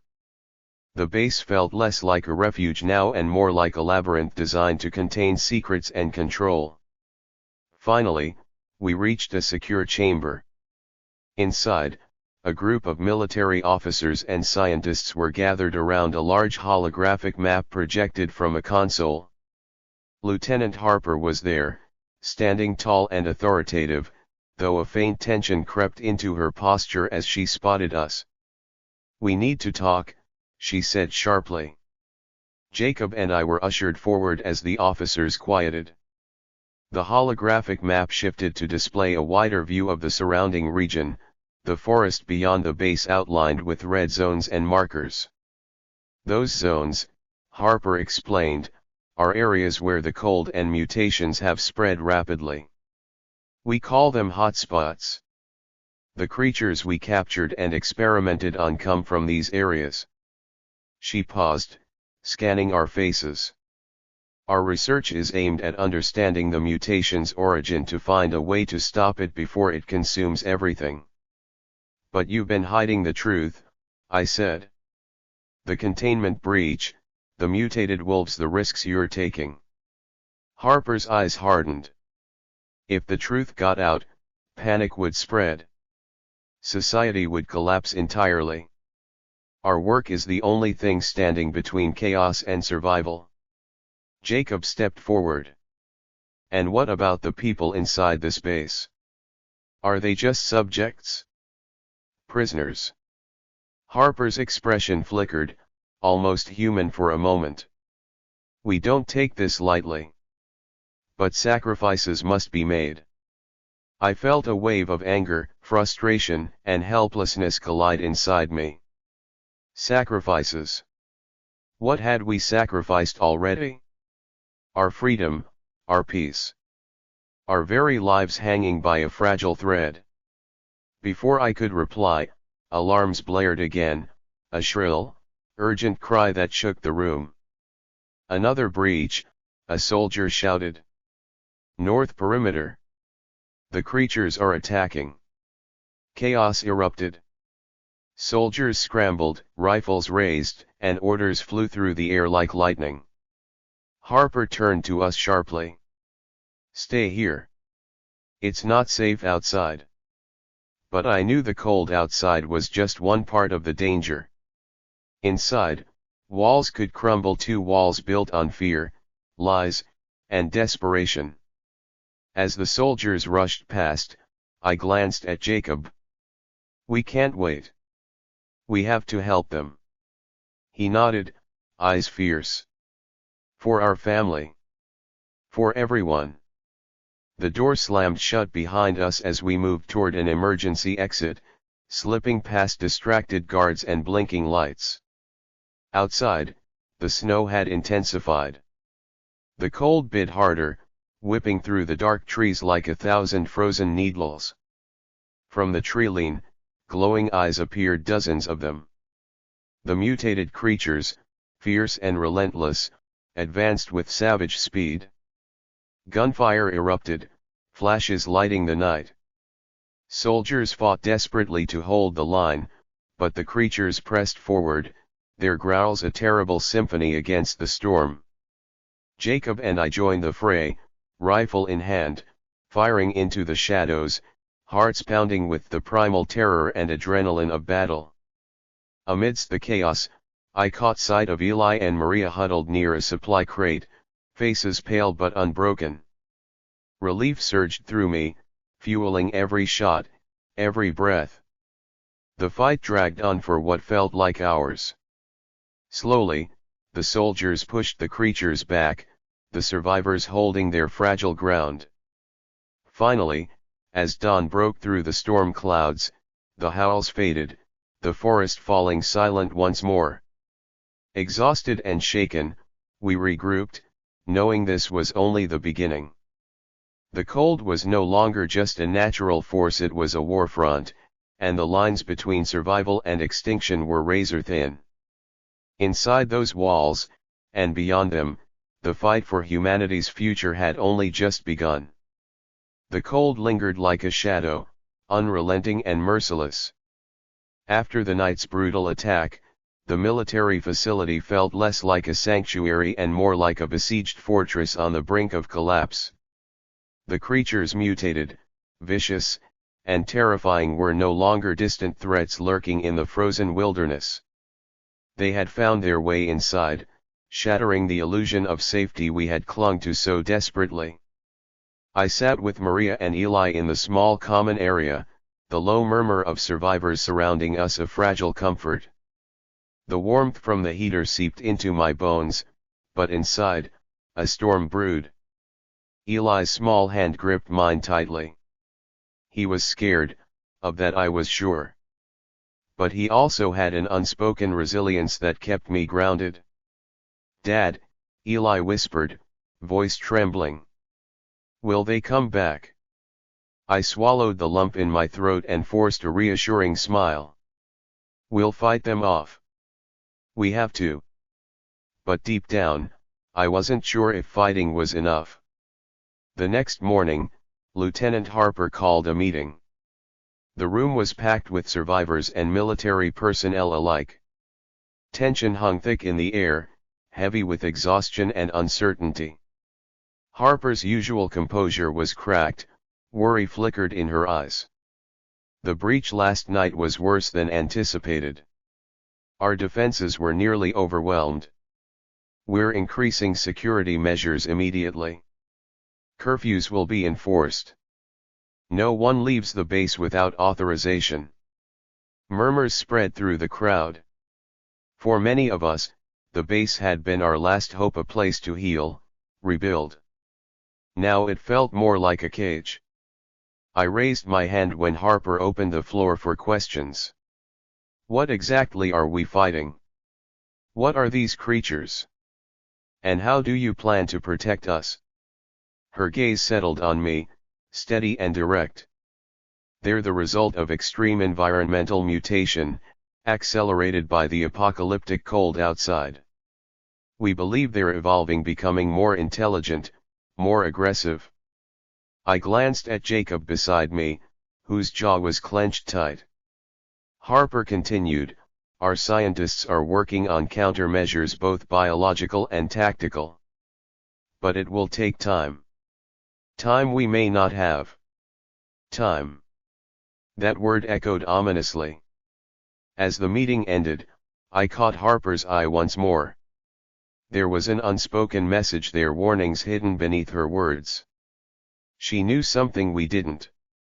Later that day, I met with Jacob and Claire in a quiet corner of the base. We had grown close, united by shared secrets and the will to survive. We can't wait for them to save us, Claire said, her voice fierce. We have to take control, find out what they're hiding and protect our own. Jacob nodded. There are rumors of a research lab deeper inside the facility. Restricted, heavily guarded. That's where they're developing whatever weapons or cures they're working on. I frowned. We saw the experiments with the mutated creatures. If they're creating weapons, what else are they doing? What if we're not the survivors, they're just subjects? The thought chilled me more than the biting cold ever could. That night, under the cover of darkness, we planned our next move. We needed access to that lab, to uncover the full truth and decide who we could trust. But before we could act, an unexpected visitor arrived, Lieutenant Harper herself, knocking on our door with a grave expression. I know what you're planning, she said quietly. And I'm not here to stop you. The truth is bigger than any of us. She paused, glancing over her shoulder as if to ensure no one was listening. There are factions within the space, some who want to use the mutations as weapons to dominate what's left of the world. Others want to find a cure, to save humanity. It's a fragile balance. Her words sent a shiver through me. The base wasn't just under siege from outside creatures, it was fractured from within. Harper reached into her jacket and pulled out a small data chip. This contains information from the lab. You'll find things you weren't meant to see. I took the chip, feeling its cold weight in my hand. Why are you helping us? She hesitated. Because I believe in a future worth fighting for. And because I don't want to lose more innocent lives. As she left, the door closing softly behind her, the room felt colder than ever. The cold outside was no longer just a force of nature. It was a mirror to the cold inside this facility, where trust was scarce, and survival demanded hard choices. With the data chip in my possession, I knew everything was about to change. We had crossed a line. The fight for our future was no longer just against the frozen wilderness, but the darkness within the walls.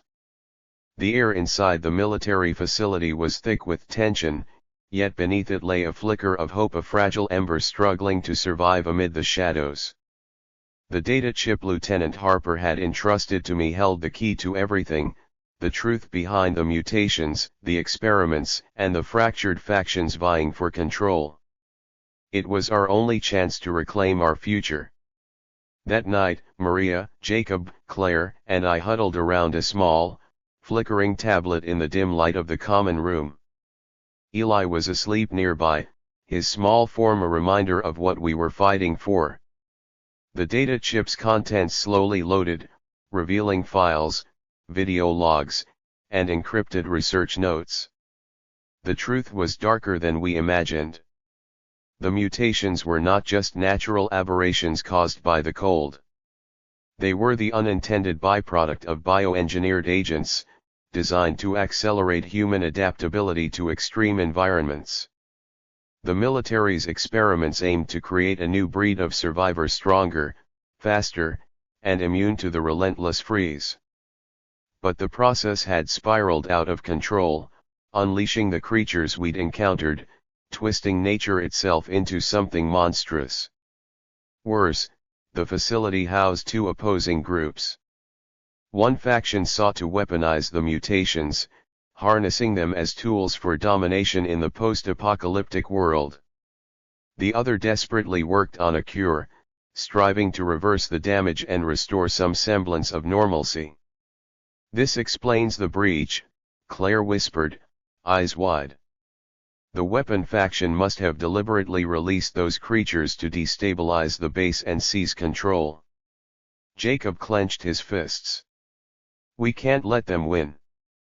We have to stop them, protect everyone here." Maria nodded. "And we have the cure's research. If we can get it out, maybe we can save more than just ourselves." The decision was unanimous. We had to act fast. The following day, under the guise of routine patrol, Jacob and I infiltrated the deepest layers of the base, guided by coordinates found on the chip. We navigated darkened corridors lined with humming servers and reinforced doors, each step a silent battle against fear and the unknown. At last, we reached the core laboratory, high-tech chamber buzzing with energy and guarded by soldiers loyal to the weapon faction. Our hearts pounded as we slipped inside, the cold hum of machines mixing with the faint beeping of monitoring devices. Inside, rows of cryogenic pods lined the walls, some containing mutated creatures in suspended animation, others holding vials of glowing serum, the cure. Jacob quickly downloaded the data while I disabled the security systems. Just as we were about to leave, alarms blared. "Breach! Intruders detected!" Soldiers flooded the corridors outside, weapons drawn. We had been discovered. The chase was brutal. We darted through the labyrinthine passages, ducking behind machinery and using every ounce of skill honed in the wild to evade capture. When we finally burst into the main hall, breath ragged and bodies trembling, the facility was already in chaos. Factions clashed openly, soldiers divided by loyalty, and the creatures loose and feral roamed the halls. Harper appeared amidst the turmoil, rallying those who sought to preserve humanity rather than destroy it. "Everyone, listen," she shouted. "This ends now. We either stand united, or we fall divided."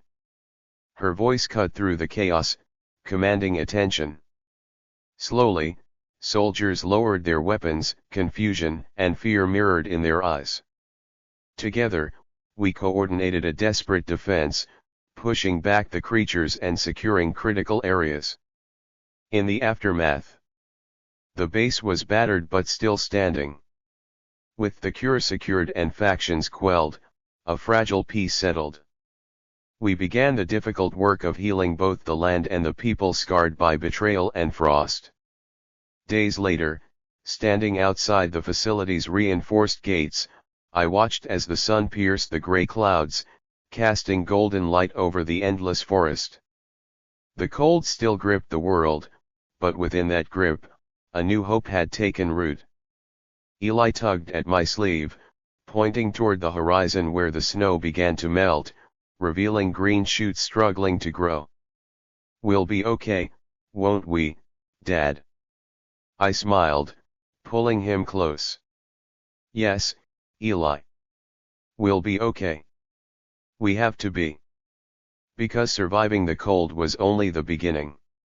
Now, we had a chance to rebuild, to forge a future from the frozen ashes. And this time, we wouldn't just survive. We would live."